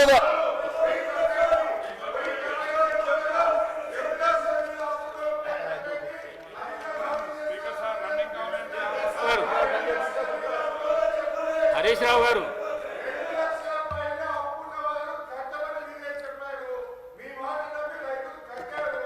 రావు గారు అధ్యక్ష, అవకాశం వచ్చినప్పుడు అధ్యక్ష నేను మళ్ళీ తమరి ద్వారా చెప్తున్నా, మాట తప్పని మడమ తిప్పని రాజకీయ పార్టీ కాంగ్రెస్ పార్టీ. 2004లో కరీంనగర్ గడ్డ మీద శ్రీమతి సోనియా గాంధీ గారు తెలంగాణ ప్రజల యొక్క ఆకాంక్ష నాకు తెలుసు, మీ ఆకాంక్ష నెరవేరుతుందని చెప్పి చంద్రశేఖరరావు గారు సభలో లేకపోయినా అధ్యక్ష ఇది వినాలి, తెలంగాణ సమాజానికి తెలవాలి. హరీష్ రావు గారు తెలంగాణ బిల్లు సభలోకి వచ్చినప్పుడు చంద్రశేఖరరావు గారు సభలో లేకపోయినా సెంట్రల్ హాల్లో వారు గప్పాలు కొడుతున్నా తెలంగాణ బిల్లు పాస్ చేసి తెలంగాణ రాష్ట్రం ఇచ్చిన గొప్ప నాయకురాలు సోనియా గాంధీ గారు. ఇది నేను కాదు, ఇక్కడనే నిలబడి మాట్లాడింది చంద్రశేఖరరావు గారు. తెలంగాణ రాష్ట్రానికంటే ముందు వారి ఇంటికి వెళ్ళి ఆడ అరుస్తున్నాయన బోర్ల బొక్కల వండుకొని సోనియా గాంధీ గారికి కాళ్ళు పట్టుకొని నమస్కారం పెట్టిన సంగతి అప్పుడే మర్చిపోయారు. ఎందుకంటే కృతజ్ఞత లేని మనుషులను మనం ఏం ఆశించలేము. సో ఈరోజు ఆంధ్రప్రదేశ్లో పార్టీ పూర్తిగా చచ్చిపోయిన, కేంద్రంలో అధికారం కోల్పోయిన 4 కోట్ల తెలంగాణ ప్రజలకు ఇచ్చిన మాట నిలబెట్టుకోవడానికి శ్రీమతి సోనియా గాంధీ గారు తెలంగాణ రాష్ట్రం ఇచ్చింది కాబట్టి ఆమె దయ వల్ల ఏర్పడ్డ తెలంగాణ రాష్ట్రంలో 2 సార్లు ముఖ్యమంత్రి 10 సంవత్సరాలు ఏలి 100 సంవత్సరాల విధ్వంసం చేసి 1000 తరాలకు సరిపోయేటంత ఆస్తిని కొల్లగొట్టే అవకాశం మీకు వచ్చిందనంటే సోనియా గాంధీ గారి దయ వల్ల. కాబట్టి దయచేసి సోనియా గాంధీ గారి గురించి మాట్లాడేటప్పుడు కొంచెం మౌనంగా వింటే మర్యాద ఉంటుంది మీకని నేను చెప్తున్నా అధ్యక్ష. అదేవిధంగా అధ్యక్ష అప్పుల గురించి మొన్న వరుసగా చర్చ జరిగింది. మా మిత్రుడు ఆర్థిక మంత్రి బట్టి విక్రమార్క గారు మొదటి శాసనసభావేశంలోనే ఆర్థిక శ్వేతపత్రం ప్రవేశపెట్టిండు. ఆర్థిక శ్వేతపత్రం మీద ఆ రోజు చర్చ జరిగింది. మళ్ళా 10 నెలల తర్వాత మరి వాళ్ళకి ఏం జ్ఞానోదయం కలిగిందో, లేకపోతే అబద్ధాలు చెప్పాలి, బుకాయించాలి, దబాయించాలి, పాత శ్వేతపత్రం ప్రజలు మర్చిపోయినారు కాబట్టి మళ్ళీ కొత్త అబద్ధాలు చెప్పాలని వాళ్ళు ఏమని అనుకున్నావు నాకు తెలియదు. అదే అక్కడికే వస్తున్నా. ఆ రోజు పెట్టిన శ్వేతపత్రంలో స్పష్టంగా రాష్ట్ర ప్రభుత్వం చేసిన మార్కెట్ రుణాలు 3,89,673 కోట్ల అధ్యక్ష. అదేవిధంగా special purpose vehicles public corporations గ్యారంటీలు ఇచ్చి ప్రభుత్వమే చెల్లించే రుణాలు అధ్యక్ష 1,27,208 కోట్లు యాక్చువల్గా ఆ రోజు శ్వేతపత్రంలో పెట్టింది. కానీ వాస్తవానికి అవి 1,29,243 కోట్ల అధ్యక్ష. అంటే దాదాపుగా 2,000 కోట్లు ఇక్కడ లెక్కలోకి రాలేదు అధ్యక్ష. అదేవిధంగా ప్రభుత్వ గ్యారంటీతో కార్పొరేషన్లు తీసుకున్న రుణాలు కానీ కార్పొరేషన్లే చెల్లిస్తాయనేది ప్రభుత్వం చెప్పిన మాట అధ్యక్ష. అవి ఒక 95,462 కోట్ల అధ్యక్ష. అదేవిధంగా ఏ గ్యారంటీ లేకుండా వివిధ కార్పొరేషన్లు తీసుకున్న రుణాలు 59,414 కోట్ల రూపాయలను పెట్టారు అధ్యక్ష. టోటల్గా ఆ రోజు శ్వేతపత్రం పెట్టినప్పుడు 6,71,757 కోట్ల రూపాయలు అప్పులు అని చెప్పి బట్టి విక్రమార్క గారు ఆనాడు ఆర్థిక శ్వేతపత్రాన్ని ఈ సభలో ప్రవేశపెట్టి దాని మీద సుదీర్ఘమైన చర్చ జరిగింది. అందరు సభ్యులు చెప్పిండ్రు, బయట కూడా ప్రశంసలు అందుకున్నాం. సభను బాగా నడిపారు, అందరికి అవకాశం ఇచ్చిండ్రు అని. ఎందుకంటే నిజాలు వాస్తవాలు ప్రజలకు తెలవాలి కాబట్టి చర్చ చేసింది. ఇవి కాకుండా ఆ రోజు ఈ లెక్కలో చెప్పని ఏంటి అధ్యక్ష అంటే వీళ్ళు పనులు చేయించుకొని బకాయిలు పెట్టి, అంటే ఇప్పుడు సర్పంచులు ధర్నాలు చేస్తారు, ఆ సర్పంచులకు ఎన్నికలలో వాళ్ళని ఉపయోగించుకుందామని వాళ్ళకి శాంక్షన్స్ ఇచ్చి వాళ్ళతో పనులు చేయించి వాళ్ళ బిల్లులు ఇవ్వకుండా పెండింగ్ పెట్టినాయి. హాస్టల్స్లలో SC ST BC minority welfare హాస్టల్స్లో పిల్లలకు బకాయిలు పెట్టినాయి. అదేవిధంగా ఫీజు రియంబర్స్మెంట్లు బకాయిలు పెట్టినాయి. అదేవిధంగా రాజీవ్ ఆరోగ్యశ్రీలో పేదల వైద్యానికి బకాయిలు పెట్టినాయి. ముఖ్యమంత్రి రిలీఫ్ ఫండ్ నుంచి రిలీజ్ చేయకుండా పెట్టిన బకాయిలు.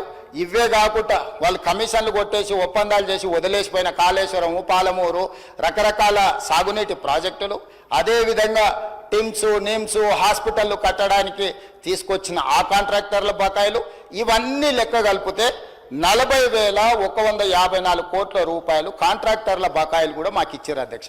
టోటల్ కలిపితే 7,11,911 కోట్ల రూపాయలు 7 డిసెంబరు 2023 నాడు మాకు ఇది ఇచ్చిపోయినారు అధ్యక్ష.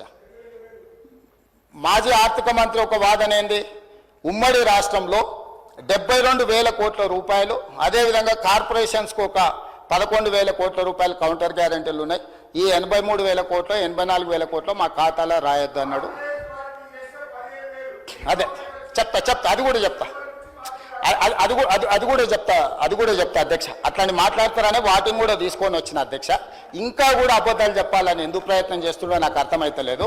సో అధ్యక్ష, మేమేమన్నాము, మేము అధికారంలోకి వచ్చే నాటికి ఉమ్మడి రాష్ట్రంలో దాదాపుగా 58 సంవత్సరాలు 15-16 మంది ముఖ్యమంత్రులు, ఇంతకుముందు మా జూపల్లి గారు చెప్పినట్టు వాళ్ళందరూ కలిసి 60 సంవత్సరాలు దాదాపుగా పరిపాలన చేసి 16 మంది ముఖ్యమంత్రులు కలిసి చేసిన అప్పు 72,000 కోట్లయితే ఒక వ్యక్తి, ఒక్క కుటుంబము, ఒక్క పార్టీ 9.5 సంవత్సరాలు పరిపాలించి 6 లక్షల అంటే ఆ 72,000 కోట్ల వేల ఈ 7,11,000 కోట్ల నుంచి ఆ 72,000 కోట్లు తీసేస్తే కూడా అధ్యక్ష 6,40,000 కోట్ల రూపాయలు వీళ్ళు అప్పులు తీసుకొచ్చారు అధ్యక్ష. ఇంకా సిగ్గు లేకుంటే మాట్లాడతారు ఏంటి అధ్యక్ష?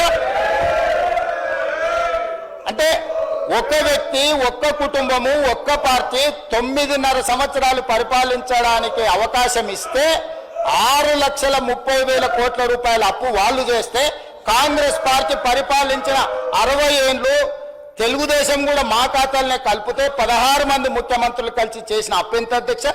72,000 కోట్లు. 72,000 కోట్ల అప్పుల్లో మేము నిర్మించిన నిర్మాణాలు ఏంటి అధ్యక్ష? నాగార్జున సాగరు, శ్రీశైలము, భీమా, నెట్టంపాడు, కోయిల్ సాగరు, కల్వకుర్తి, శ్రీరామ్ సాగరు, జూరాల, దేవాదుల ఎత్తిపోతల, అదేవిధంగా ఎల్లంపల్లి శ్రీపాద, ప్రాణహిత చేవెళ్లలో అప్పటికే 10-12 కోట్ల రూపాయలు ఖర్చు పెట్టి, ఇవే కాకుండా హైదరాబాద్కు గోదావరి కృష్ణానది జలాలు, ఔటర్ రింగ్ రోడ్డు, అంతర్జాతీయ ఎయిర్పోర్టు, మెట్రో రైలు, ఐటీ కంపెనీలు, ఇట్లా ప్రపంచానికి ఆదర్శంగా నిలబడే విధంగా విశ్వనగరంగా హైదరాబాదును మేము అభివృద్ధి చేసినాం అధ్యక్ష. ఆ అభివృద్ధితో ఈ రోజు ధనిక రాష్ట్రంగా ఎట్లా మారింది అధ్యక్ష? ఆనాడు 16 మంది ముఖ్యమంత్రులు నిబద్ధతతో, చాలా బాధ్యతతో, చాలా జాగ్రత్తగా, రోసయ్య గారు 15-16 సార్లు ఆర్థిక మంత్రిగా బడ్జెట్ ప్రవేశపెట్టి రూపాయి లెక్క కట్టి గల్లెపెట్టెను భద్రంగా దాసిండు. కాబట్టి మిగులు రాష్ట్రంగా మీకు అప్పచెప్తే మిగులు రాష్ట్రాన్ని దివాలా రాష్ట్రంగా దీపించింది మీరు.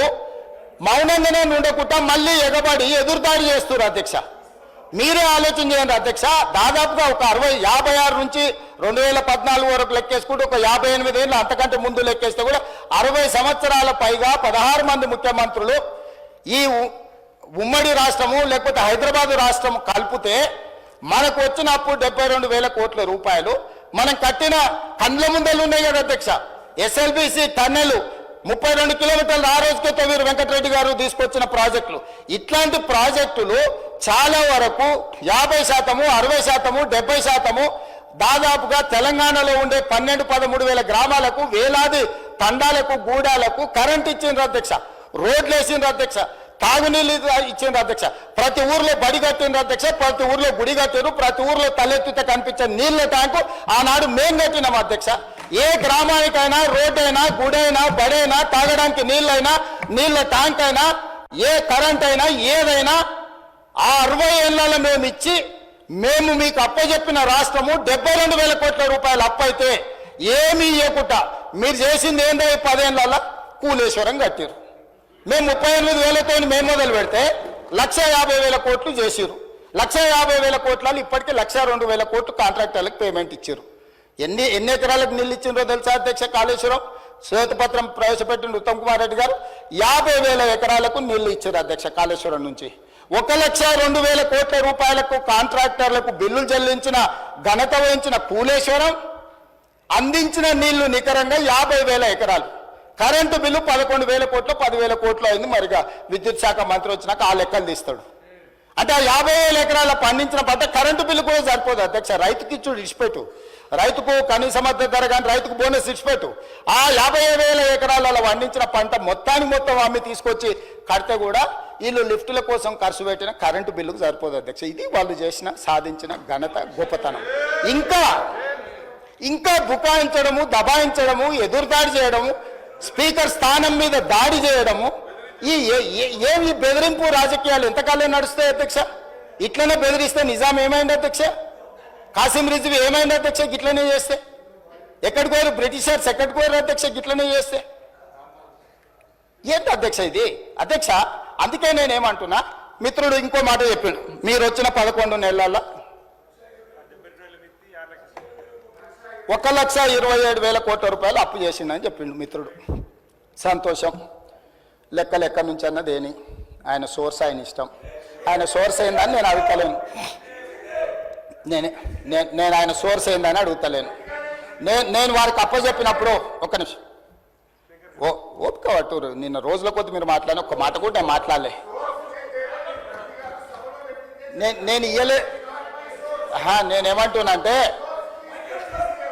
గుడ్ ఆయన ప్రవేశపెట్టిన మొత్తం కాగితాల యొక్క స్పిరిట్ అర్థం చేసుకుంటే మీరు ఇట్లా వితండవాదం చేయకపోయి ఉండేటోళ్ళు. 1,27,000 కోట్ల రూపాయలు అప్పు చేసినామని వారు చెప్పిండ్రు అధ్యక్ష. వారు చెప్పిందే మనం వాస్తవం కింద తీసుకుందాం. వారు చేసిన అప్పు, వారు ఇచ్చిపోయిన అప్పు 7,11,000 కోట్ల రూపాయలు వారిచ్చింది. అదేవిధంగా మేము చేసిన అప్పు 1,27,000 కోట్ల రూపాయలు. రెండు కలిపితే రాష్ట్రం అప్పు ఎంత ఉండాలి అధ్యక్ష? రెండు కలిపితే రాష్ట్రం అప్పు 8,38,911 కోట్లు ఉండాలి అధ్యక్ష. డిసెంబర్ 7, 2023 నాడు ప్రభుత్వాన్ని మాకు వారు అప్పగించినప్పుడు ఉన్న అప్పు, కాంట్రాక్టర్ల బిల్లులు కావచ్చు, కార్పొరేషన్ల పేర్ల మీద తీసుకున్న లోన్లు కావచ్చు, ఎఫ్ఆర్బిఎం పరిధిలో తెచ్చిన అప్పు కావచ్చు, అన్ని లెక్క కడితే 7,11,911 కోట్ల అధ్యక్ష. అదేవిధంగా మేము చేసిన అప్పు, హరీష్ రావు గారు మేము చేసినామని చెప్తున్న అప్పు 1,27,000 కోట్ల రూపాయలు. ఈ రెండు కూడితే 8,38,911 కోట్ల రూపాయలు అప్పు కావాలి అధ్యక్ష. అంతే కదా? మరి ఇవాళ రాష్ట్ర ప్రభుత్వం యొక్క అప్పు, రాష్ట్ర ప్రభుత్వం ఈ రోజు 18/12/2023 అంటే ఇవాళ 20 తారీఖు వచ్చినాం, 2 రోజులను తీసేస్తే 18/12/2023 నాడు ఈ రాష్ట్ర ప్రభుత్వం మీద ఉన్న అప్పు 7,22,788 కోట్లు. నేను అధికారికంగా ఈ సభలో లెక్క చెప్తున్నా. 18/12/2023 నాటికి తెలంగాణ రాష్ట్రంలో అన్ని 24 18/12/2024 అంటే 2 రోజుల క్రితం వరకు తెలంగాణ రాష్ట్రం మీద ఉన్న అప్పు 7,22,788 కోట్లు.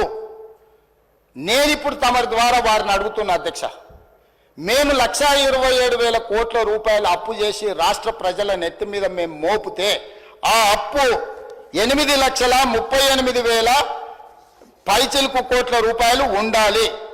8,38,911 కోట్లు ఉండాలి. కానీ ఈరోజు రాష్ట్ర ప్రభుత్వం మీద ఉన్న అప్పు 7,22,000 కోట్ల రూపాయల 788 కోట్ల రూపాయలు ఉంది అధ్యక్ష. మరి మిగతా 1,20,000 కోట్లు, దాదాపుగా 1,00,000 కోట్లు ఎక్కడికి పోయినాయి అధ్యక్ష? ఎక్కడికి పోయినాయి? వాళ్ళు చేసిన అప్పు అసలు మిత్తి కట్టడానికి మేము ప్రభుత్వాన్ని అప్పచెప్పినప్పుడు ప్రతి నెల రాష్ట్ర ప్రభుత్వానికి ఉన్న సంవత్సరానికి భారము అప్పులు కట్టాల్సింది 6,500 కోట్లు. ఇవాళ వాళ్ళు మాకు అప్పచెప్పేటప్పటికి ప్రతి నెల 6,500 కోట్లు. ఆనాడు సంవత్సరానికి చెల్లించాల్సిన కిస్తు ఈ రోజు ప్రతి నెల చెల్లించాల్సి వస్తుంది. 1,27,000 కోట్ల రూపాయల అప్పులు తెచ్చి మేము గజ్వేల ఫామ్ హౌజులు కట్టుకోలే, జన్వాడల ఫామ్ హౌజులు కట్టుకోలేదు, మోయినాబాద్ల ఫామ్ హౌజులు కట్టుకోలేదు, లేకపోతే ధరణిలో మేము భూములను కబ్జా పెట్టుకోలే. ఎక్కడికి పోయినాయి అధ్యక్ష? వాళ్ళు చేసిన పాపం, వాళ్ళు 10 ఏళ్ళ బొచ్చడు తప్పులు, పుట్టెడు అప్పులు. వాళ్ళు చేసిన తప్పులను సరిదిద్దడానికి, వాళ్ళు తెచ్చిపెట్టిన అప్పులను కట్టడానికి, అప్పులు కట్టడానికి మళ్ళీ అప్పులు చేయాల్సి వచ్చింది అధ్యక్ష. వాళ్ళు చేసిన అప్పులకు మిత్తిలు కట్టాలంటే మళ్ళీ బ్యాంకులో పోయి తేవాల్సి వచ్చింది అధ్యక్ష. ఇవాళ మేము ఎన్ని 1,00,000 కోట్లు తెచ్చినా, 1,27,000 కోట్లు తెచ్చినా వాళ్ళు పెట్టిన పాపం, వాళ్ళు పెట్టిన పాపాల పుట్టను తిరిగి చెల్లించడానికి తల తాకట్టు పెట్టి ఈరోజు మేము పేద రైతులకు ఈరోజు రైతు భరోసానో, లేకపోతే వారు కోరుకుంటున్న కౌలు రైతులకో, ఇంకొకరికో, లేకపోతే మహిళలకు ఇస్తున్న డబ్బులు ఎందుకు ఇవ్వలేకపోతున్నాం అధ్యక్ష? ఫీజు రియంబర్స్మెంట్ ఎందుకు సమయానికి ఇవ్వలేకపోతున్నాం? హాస్టళ్ల బిల్లులు ఎందుకు సమయానికి మేము కట్టలేకపోతున్నాం? ఎందుకు తులం బంగారము కళ్యాణ లక్ష్మి షాది ముబారక్లో ఇవ్వలేకపోతున్నాం? ఇవన్నిటికీ ఉన్న ఆదాయం మొత్తం, తెస్తున్న అప్పులు మొత్తం వాళ్ళు చేసిన పాపాలకు చెల్లించడానికి పోతుంది అధ్యక్ష. ఇదే 1,27,000 కోట్లు, ఇదే 1,27,000 కోట్లు నా దగ్గర ఉంటే వాళ్ళు చేసిన పాపాలకు, వాళ్ళ తప్పులకు, వాళ్ళ అప్పులకు చెల్లించే భారం నా మీద పడకపోయి ఉంటే ఈ 1,27,000 కోట్లతోని తెలంగాణ రాష్ట్రంలో అద్భుతాలు సృష్టించేటోని అధ్యక్ష. నేను ఏ రైతు కూడా అన్ని పండించిన పంటలకు గిట్టుబాటు ధర ఇచ్చి ఉండేటోని అధ్యక్ష. ఉండుంటే ఏ పిల్లవాడికి కూడా ఫీజు రియంబర్స్మెంట్ ఒక్క రోజు కూడా బకాయి లేకుండా చెల్లించటోని అధ్యక్ష. ఏ ఆరోగ్యశ్రీ మన హాస్పిటళ్లకు అక్బరుద్దీన్ ఓవైసీ గారు పదే పదే కలిసి ఆరోగ్యశ్రీ బిల్లులు చెల్లించండి, హాస్పిటల్ బతకలేకపోతున్నాయి, డాక్టర్లు జీతాలకు ఇయ్యలేకపోతున్నాం అని చెప్తుంటే అడగక ముందే నెల అడ్వాన్స్ ఇచ్చి ఉండేటోని అధ్యక్ష. ఇవాళ ఈ రాష్ట్రంలో సంక్షేమ పథకాలు, అది రైతు భరోసా కావచ్చు, లేకపోతే రైతు రుణమాఫీ కావచ్చు, లేకపోతే ఫీజు రియంబర్స్మెంట్ కావచ్చు, ఆరోగ్యశ్రీ కావచ్చు, లేకపోతే పేద ప్రజలకు ఎన్నికల్లో ఇచ్చిన 6 గ్యారంటీలలో ఏదైనా ఒక గ్యారంటీ ఆలస్యమైందంటే ఆ పాపం ఈ పాపాత్ములదే అధ్యక్ష. ఈ పాపాల భైరవులు రాష్ట్రాన్ని అమ్మేసి, కోకపేట అమ్మిరి, ఔటర్ రింగ్ రోడ్ అమ్మిరి, హైదరాబాద్ భూములు అమ్మిరి, హైటెక్ సిటీ అమ్మేసిరి, ప్రతిదీ అమ్మేసింది అధ్యక్ష. వైన్ షాపులు లాస్ట్కు మన మన ఏమంటారు మన మన మన బలహీనతను కూడా 6 నెలల ముందుగానే అమ్మేసుకున్నారు అధ్యక్ష. వైన్ షాపుల పేర్ల మీద ఒక్క వైన్ షాప్ ఇస్తామంటే 100 అప్లికేషన్లు తీసుకున్నారు, వాళ్ళ పైసలు కూడా వాపసు ఇవ్వలేదు అధ్యక్ష. పాప ఏదో వ్యాపారం అవుతుందని వారు 50 వేలు కడితే 1000 కోట్ల రూపాయలు అవి కూడా కొల్లగొట్టి, అంటే వ్యసనాలు ఉన్న వాళ్ళను కొల్లగొట్టారు, వ్యాపారాలు చేసిన వాళ్ళని కొల్లగొట్టారు, 60 ఏళ్ళు మనం సృష్టించిన సంపదను కొల్లగొట్టారు, కాంట్రాక్టర్ల పేరు మీద కొల్లగొట్టారు, బ్యాంకుల పేరు మీద అధ్యక్ష. ఏమైనా అప్పు తెచ్చుకుంటే మిత్తి అనేది అడుక్కుంటాం మనం, మరే తక్కువ చేయబా మిత్తి ఎట్లా ఇట్లా అయితే అని. వాళ్ళు తెచ్చిన అప్పు ఎంత రేటుకు తెచ్చినరో తెలుసా అధ్యక్ష? 11.5%. ఉరి తీసినా తప్పు లేదు అధ్యక్ష. 11.5%.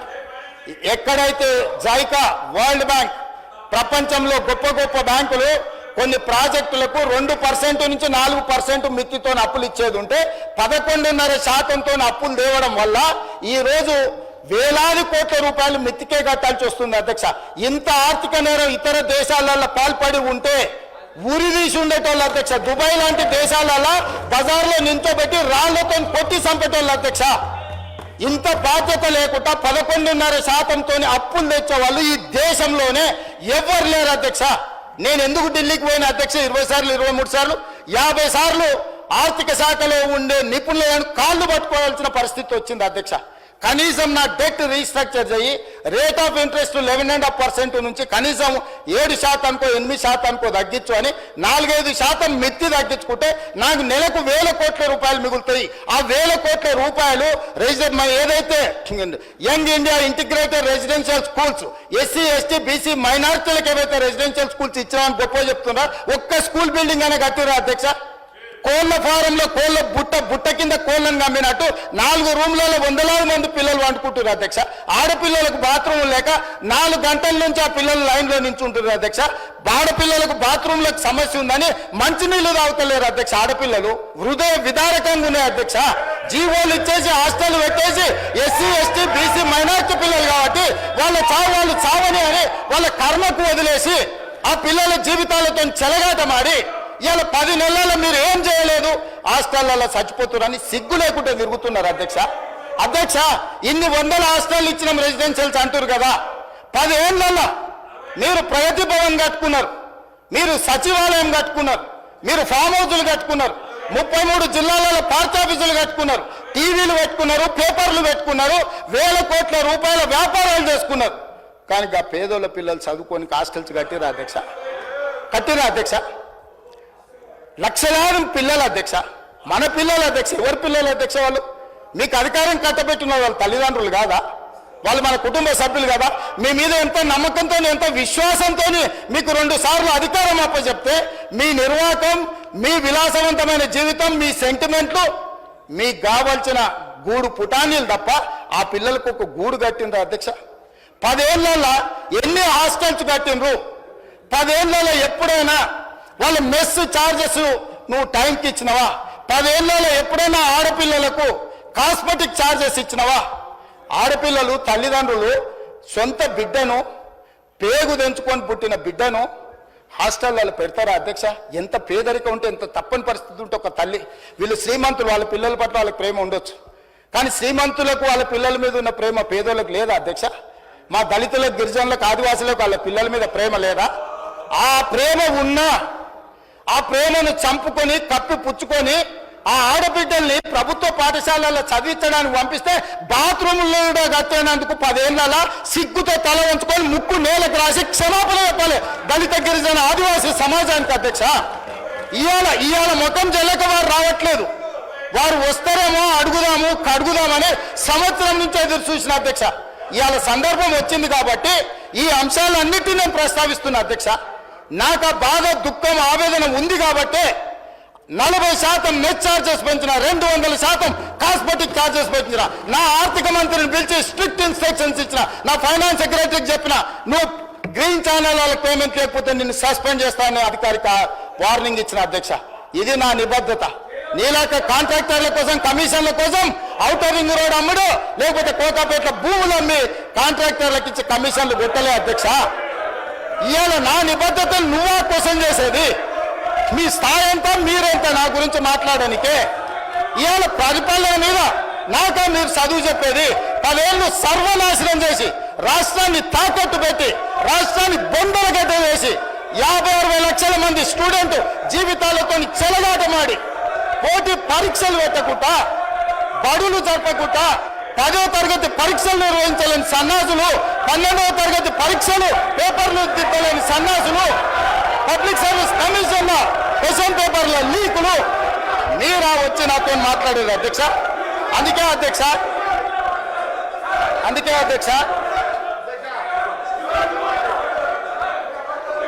అధ్యక్ష హౌస్ ఆర్డర్లో వెళ్ళమన్నాడు అధ్యక్ష. ప్లీజ్ కూర్చోండి. ప్లీజ్ అధ్యక్ష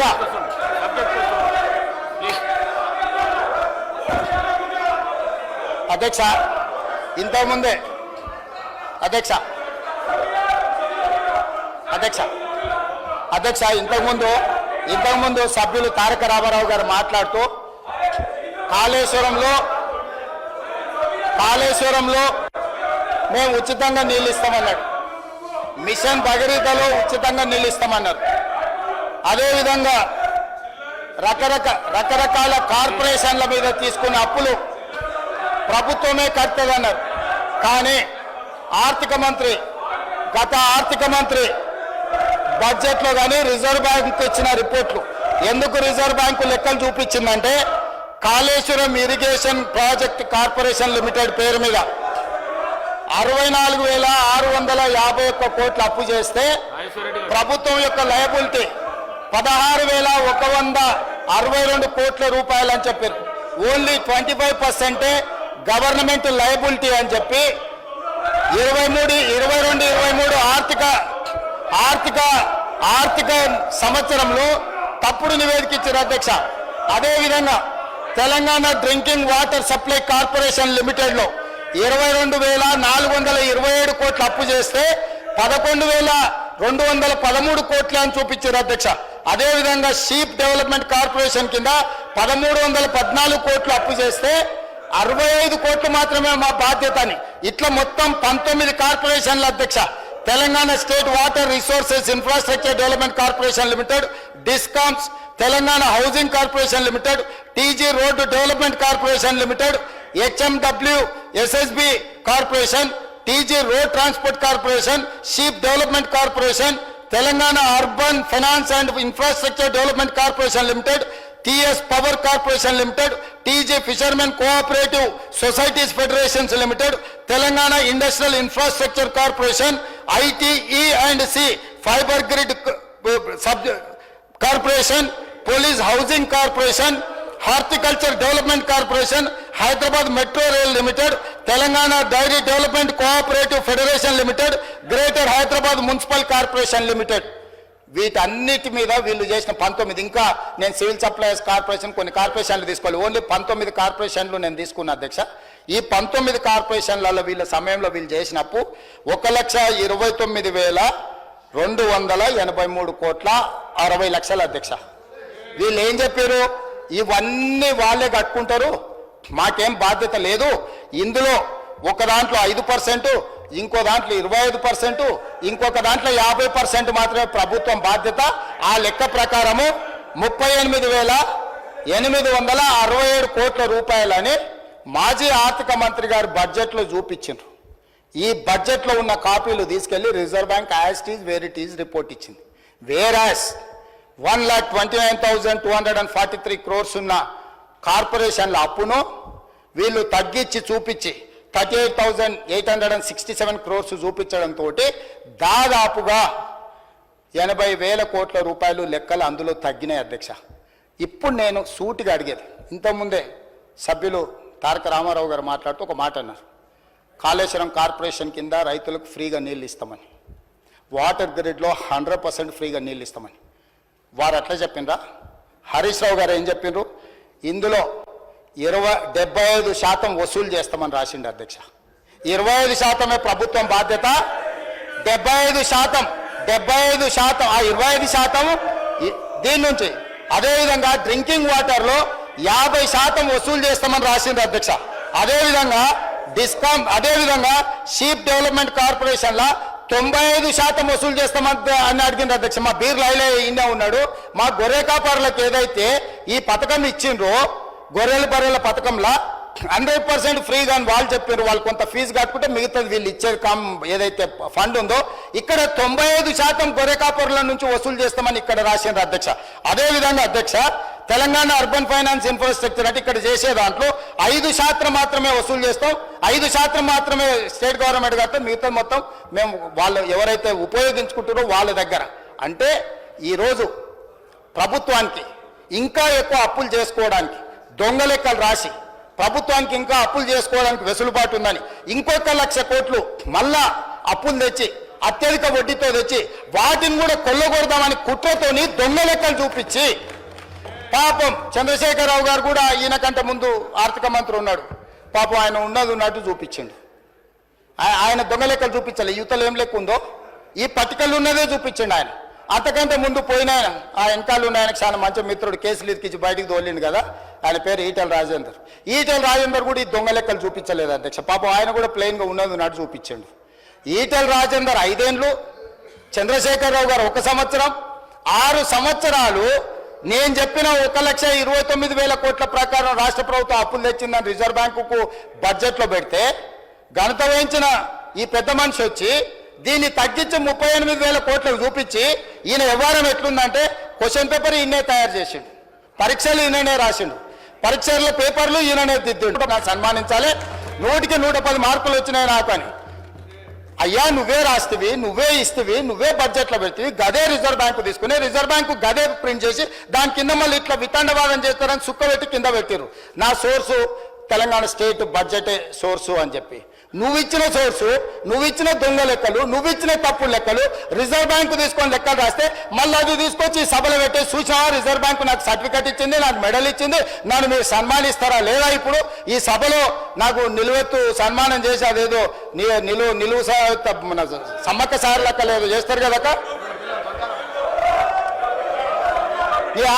ఆయనకు నిలువెత్తు బంగారంతో సన్మానం చేయమని వచ్చి ఆడ నిలబడ్డాడు అధ్యక్ష.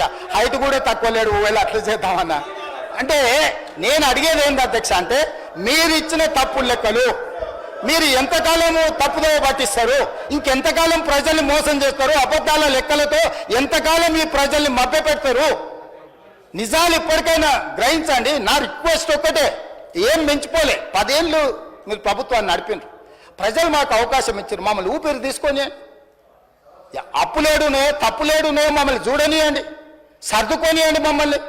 మమ్మల్ని అసలు కూడ తీసుకోకముందే, చేతులు కాళ్ళు దగ్గరికి తీసుకోకముందే ఎట్లనే చేసి రెక్కలు ఇరిసేయాలి, వీళ్ళని ఎట్లనే చేసి వీళ్ళని బద్నాం చేయాలి, వీళ్ళని ఎట్లా చేసి పని చేయనియొద్దు.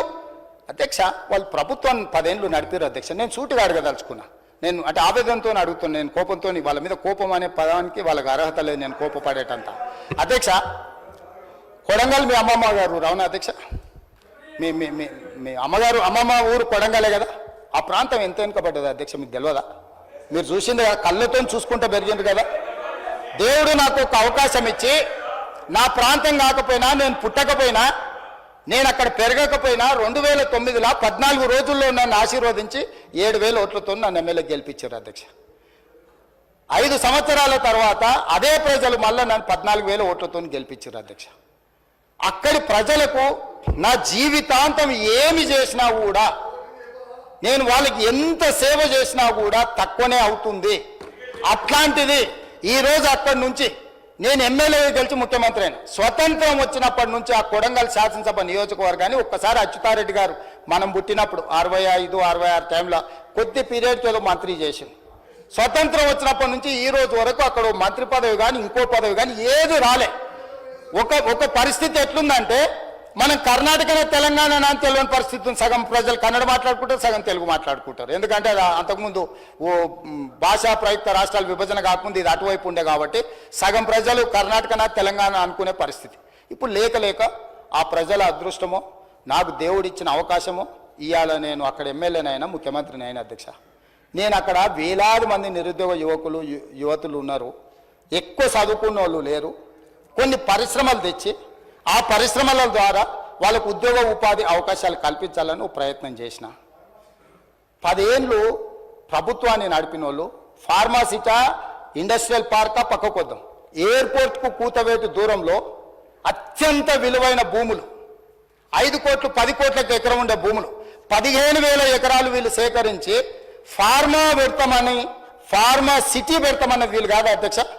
హైదరాబాదు నగరం పక్కన ఎయిర్పోర్ట్కి కూతవేటు దూరంలో అత్యంత విలువైన భూములలో వీళ్ళు ఫార్మా కంపెనీలకు కోట్ల రూపాయల భూములను లావాదేవీలు చేసుకొని అగ్గొక్క ఇచ్చి ఇక్కడ వీళ్ళు ఫార్మా పెట్టొచ్చంట. నేను చాలా భూమి విలువ తక్కువ ఉండి నిరుద్యోగ సమస్య శాశ్వతంగా ఉండి వాళ్ళ జీవితాలలో ఇంకా మంచి రోజులు రానే రావా, దేవుడు అనేవాడు ఉన్నాడా లేడా అని దేవుడినే నిందించుకునే అట్లాంటి పరిస్థితుల్లో తాగునీరు లేదు, సాగునీరు లేదు, పరిశ్రమలు లేవు, విద్యా అవకాశాలు లేవు, ఏవి లేవు నా ప్రాంతానికి. అధ్యక్ష, నేను ఒక మెడికల్ కాలేజ్ తీసుకుంటే తప్పు పడతారు, నేను ఒక ఇంజనీరింగ్ కాలేజ్ తీసుకపోతే తప్పు పడతారు, నేను ఒక పాలిటెక్నిక్ తీసుకుంటే తప్పు పడతారు, నేను ఒక ఐటీఐ తీసుకుంటే తప్పు పడతారు, నేను 2 జూనియర్ కాలేజీలు తీసుకుంటే తప్పు పడతారు, నేను 4 రోడ్లకు నిధులు తీసుకుంటే కొడంగల్కే తీసుకుపోతామని తప్పు పడతారు. నేను ఒక 1300 ఎకరాలల్లా ఎంత అధ్యక్ష, కొడంగల్ శాసనసభ నియోజకవర్గంలో దాదాపుగా 3 లక్షల ఎకరాల భూమి ఉంది అధ్యక్ష. 3 లక్షల ఎకరాలల్లా 4 గ్రామాల పరిధిలో, ఒక్క గ్రామం కూడా కాదు, 4-5 గ్రామాల పరిధిలో ఒక 1300 ఎకరాలు తీసుకొని, ఎందుకంటే బోత్ సైడ్స్ నేషనల్ హైవేస్ ఉన్నాయి, స్ట్రాటజిక్ లొకేషన్. ఈ 1300 ఎకరాల పరిశ్రమలు పెడితే ఓ 25,000 మందికో 50,000 మందికో ఉద్యోగ ఉపాధి అవకాశాలు వస్తే వాళ్ళ ఉద్యోగాలతో పాటు ఆ చుట్టుముట్టు కొంత అభివృద్ధి జరిగితే నా ప్రజలకు మేలు జరుగుతుంది.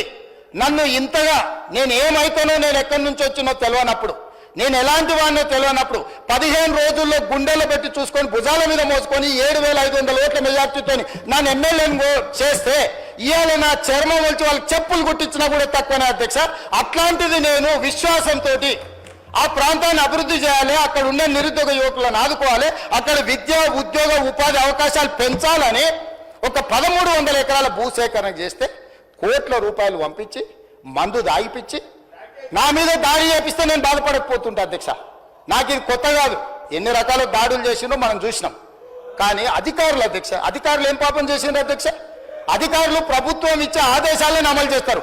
10 ఏళ్ళు నడిపినోడు ఎవడన్నా తన ప్రభుత్వంలో తనకు 10 ఏళ్ళు తను ఇంత ఎదగడానికి ప్రభుత్వానికి పేరు రావడానికి పనిచేసిన రెవెన్యూ అధికారులను, మున్సిపల్ అధికారులను, ఐటీ అండ్ ఇండస్ట్రీస్ ఆమాత్ముడే ఎలుగబెట్టిండు. అధికారులు పోతే రాళ్లతో రప్పలతో దాడులు చేపించి చంపే ప్రయత్నం చేస్తే వీళ్ళను ఏం చేయాలి అధ్యక్ష? నువ్వు చెప్పు. ఈయన కూర్చునే అర్హత ఉందా? నేను సూటిగా అడుగుతున్నా, కొడంగల్ పరిశ్రమ పెట్టొద్దా? కొడంగల్ నిరుద్యోగ యువకులకు ఉద్యోగాలు ఇవ్వద్దా? కొడంగల్ ప్రాంతాన్ని అభివృద్ధి చేయొద్దా? కొడంగల్కు మత్తల్ నారాయణపేట కొడంగల్ ఎత్తిపోతల ద్వారా మీరు 10 ఏళ్ళు చుక్క నీళ్లు ఇవ్వకపోతే నేను 1,00,000 ఎకరాలకు నీళ్లు తీసుకెళ్లాల్సిన బాధ్యత నాకు లేదా? నా పిల్లలు మెడిసిన్ చదవద్దా? మా పిల్లలు ఇంజనీరింగ్ పాలిటెక్నిక్ చదవద్దా? దొరలు మీరే చదువుకుంటారా? పేదల పిల్లలు చదవద్దా?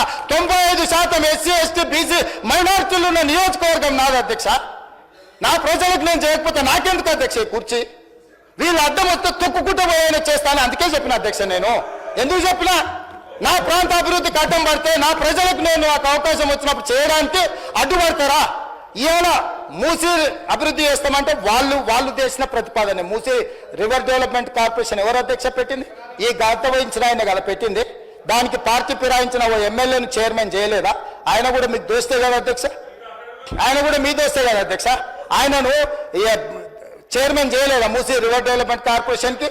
ఇవాళ మూసీ వేస్తా అంటే వద్దన్నాడు, మెట్రో పొడిగిస్తామంటే వద్దన్నాడు, ఫ్యూచర్ సిటీ కడతామంటే వద్దన్నాడు, రీజనల్ రింగ్ రోడ్ వేస్తామంటే వద్దన్నాడు, రేడియల్ రోడ్ చేస్తే వద్దన్నాడు, రైతు రుణమాఫీ చేస్తామంటే వద్దన్నాడు, పిల్లల ఫీజు రియంబర్స్మెంట్ చేస్తామంటే వద్దంటున్నాడు, ఏంది పిల్లలకు కాస్మెటిక్ ఛార్జెస్ పెంచితే వద్దంటున్నాడు.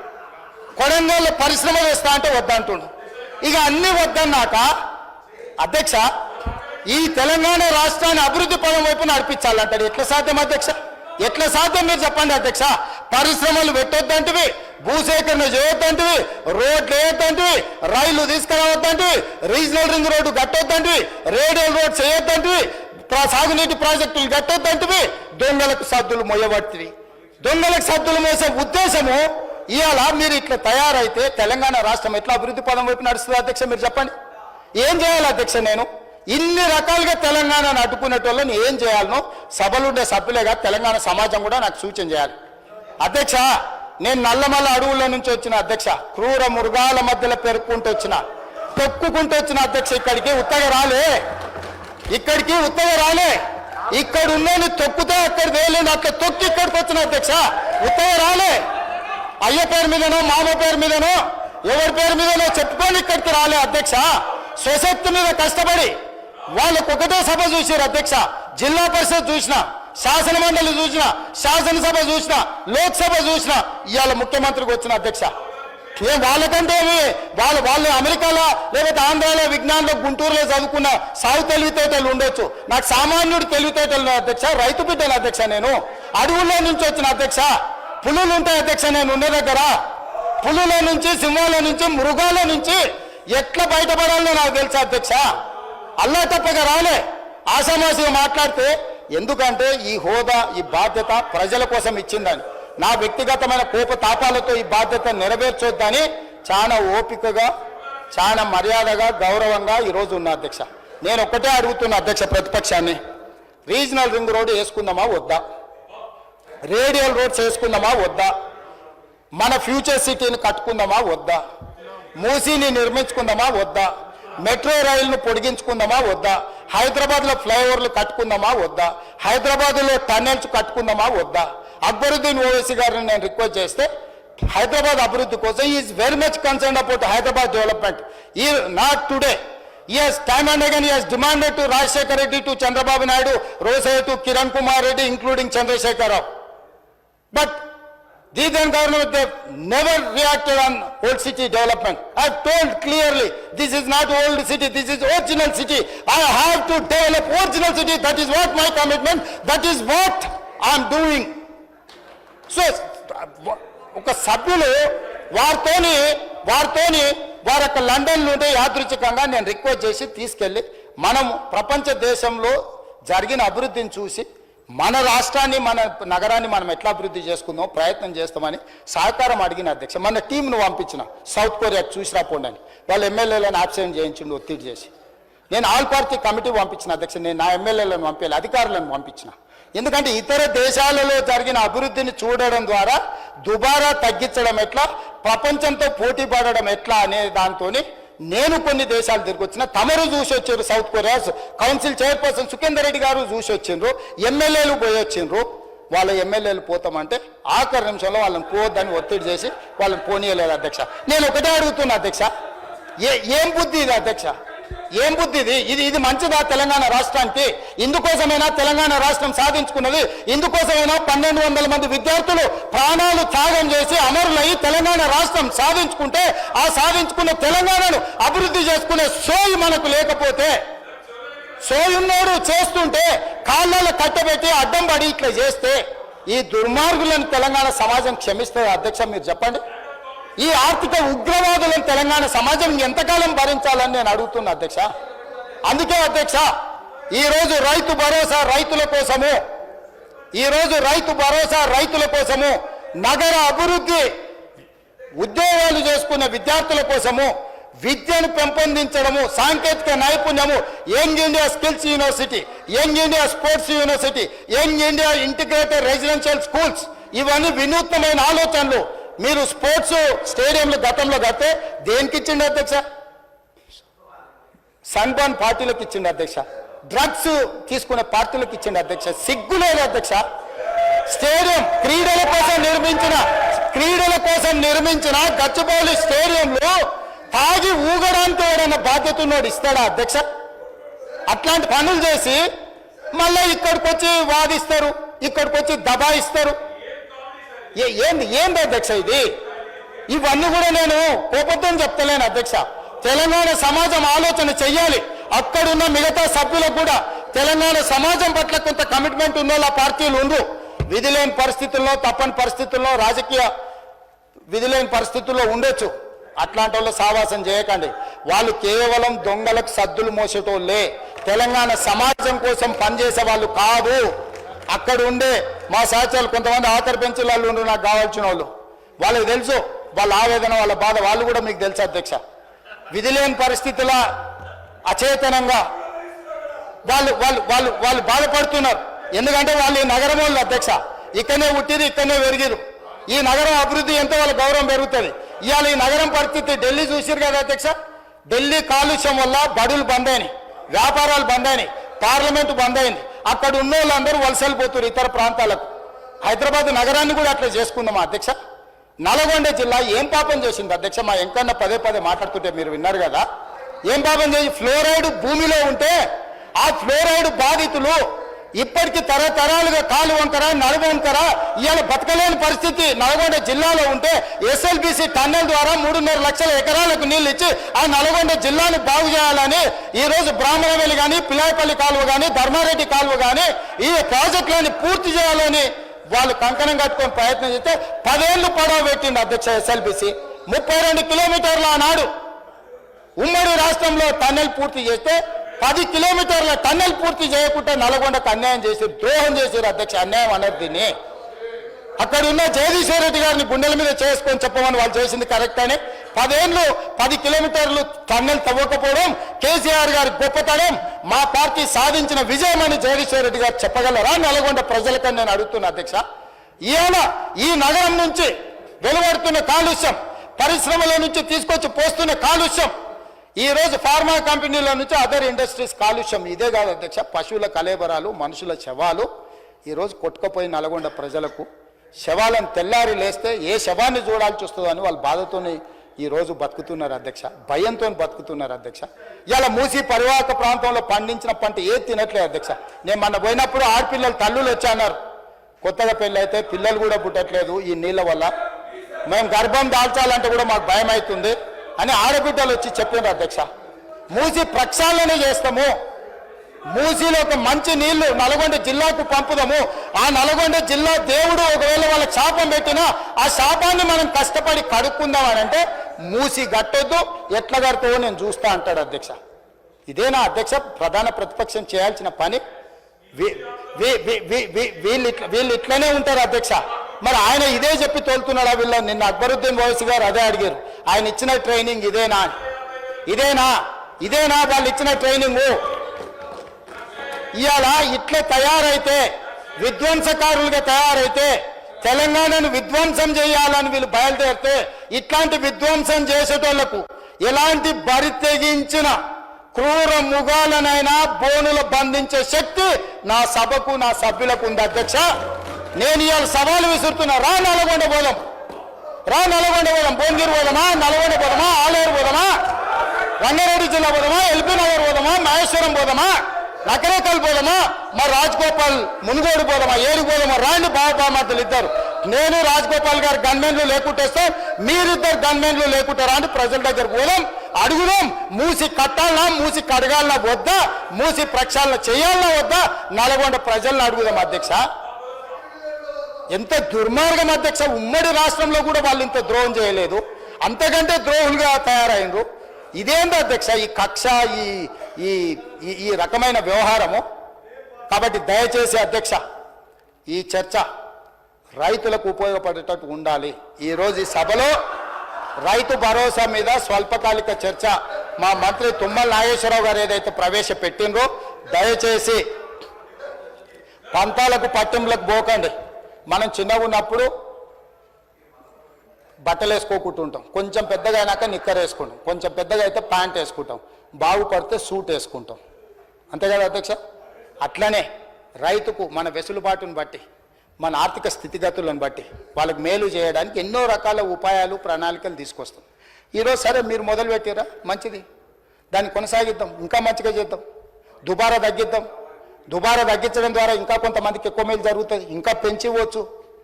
ఇట్లాంటివి ఏమైనా ఉంటే కన్స్ట్రక్టివ్ సజెషన్స్ ఇవ్వండి. 10 years మీరు ప్రభుత్వాన్ని నడిపారు. ఆ బాధ్యత మర్చిపోకండి. 10 సంవత్సరాలు ప్రభుత్వం నడిపిన వాళ్ళు ఎంత బాధ్యతాయుతంగా నడిపించాలి. మొదటి సంవత్సరం, ఇంకా సంవత్సరం, నిన్నగాక మొన్ననే సంవత్సరం పూర్తి చేసుకున్నాం. సంవత్సరం పూర్తి చేసుకోకముందే 10 ఏళ్ళు మీరు పరిపాలించి సంవత్సరం కాకంటే ముందే మనల్ని ఇట్లా ఇబ్బంది పెట్టి మిమ్మల్ని అగౌరవపరిచి సభ్యులతోని వాదోపవాదాలు, వాడిగా వేడిగా చర్చ వేరే అధ్యక్ష. సభాధ్యక్షుడు గౌరవాన్ని అన్న కాపాడాలి కదా. 10 ఏళ్ళు నేను అది చేసినా ఇది చేసినా అంటే 21 సంవత్సరాలు నాకు అనుభవం ఉంది అంటుండు. 21 సంవత్సరాల అనుభవం ఉన్నోడు స్పీకర్ గారి మీద దాడి చేస్తాడు అధ్యక్ష. ఇది పద్ధత? మీరే వీడియోలో నేను ముందు చూడలే, పోయినాకేదో టీవీలో చూపిస్తే చూసినా. ఇదా పద్ధతి అధ్యక్ష? ఇదేనా వాళ్ళు నేర్చుకున్న చదువు? ఎక్కడ నేర్చుకొచ్చిండ్రు అధ్యక్ష ఇట్లాంటి చదువు? కాబట్టి దయచేసి ఇప్పటికైనా మిగతా సభ్యులతో పాటు మీరు, ఎందుకంటే వాళ్ళు మాట్లాడే అవకాశం పోయింది, నాకు తెలిసి మీరు మళ్ళీ అవకాశం ఇస్తారని నేను అనుకోవడం లేదు. వాళ్లకు రాతపూర్వక ఏమన్నా ఉంటే రాతపూర్వకంగా మంత్రి గారికి పంపిస్తే తప్పకుండా తీసుకుంటాం. మీరు అందరికి అవకాశం ఇవ్వాలి, ఏ పార్టీలు వాళ్ళ సూచనలు, ఎందుకంటే ఇది అత్యంత కీలకమైన విషయం కాబట్టి మిగతా సభ్యులందరూ కూడా అవకాశం ఇవ్వండి. పాయల శంకర్ గారికి మరొకసారి నా విజ్ఞప్తి, తప్పకుండా మీరు లేవనెత్తిన అంశాలు, అదేవిధంగా రైతులకు వ్యవసాయ పొలాలకు వెళ్ళడానికి అవసరమైన రోడ్ల గురించి వారు ప్రస్తావించారు. మీరు నేను అనుకుంటే NREGSలో కొంత స్టేట్ గవర్నమెంట్ ఏదో విధంగా రాష్ట్ర కేంద్ర ప్రభుత్వాలు ఒకరికొకరు సహకరించుకొని మీ ఫ్లోర్ లీడర్ మహేశ్వర్ రెడ్డి గారితో సమయం తీసుకుంటే అందరం కలిసి ఢిల్లీకి వెళ్దాం. కేంద్ర ప్రభుత్వానికి వెళ్తే నాకు ఎలాంటి బేసిజాలు లేవు. కేంద్ర రాష్ట్ర ప్రభుత్వాలు సత్సంబంధాలు ఉండాలి. మనకు కావాల్సిన నిధులు అడగాలి. అడగండి అమ్మాయినా పెట్టదన్నారు. మన కేంద్ర ప్రభుత్వం దగ్గరికి వెళ్ళి అడగకపోతే ఇస్తారా? ఎందుకు ఇస్తారు? కాబట్టి ప్రధానమంత్రి నుంచి ఏ మంత్రి దగ్గరకైనా నాకు ఎలాంటి బేసిజాలు లేవు. తెలంగాణ రాష్ట్ర ప్రజల కోసం ఎక్కడికైనా నేను వస్తా, ఎవరినైనా నేను కలుస్తా. నేను ముఖ్యమంత్రి అనే అహంభావము, అహంకారము నాకు లేదు. నేను ముఖ్యమంత్రి అంటే బాధ్యత అనుకుంటున్నా.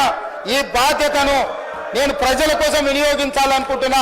ప్రధానమంత్రి నుంచి ఏ మంత్రి దగ్గరికైనా తెలంగాణ రాష్ట్ర అభివృద్ధి కోసం ఉపయోగపడే ఏ పెట్టుబడిదారుడు వచ్చినా నేను కలుస్తాను. 24 గంటలు ఈ తెలంగాణ కోసం పనిచేస్తా. ఆ విధంగా ముందుకు తీసుకెళ్తే రైతు భరోసా మీద మాట్లాడిన సభ్యులు లేదంటే వాళ్ళకి అవకాశం ఇచ్చి వాళ్ళని కూడా చెప్పనివ్వాల్సిందిగా కోరుకుంటూ సెలవు తీసుకుంటున్నా అధ్యక్ష.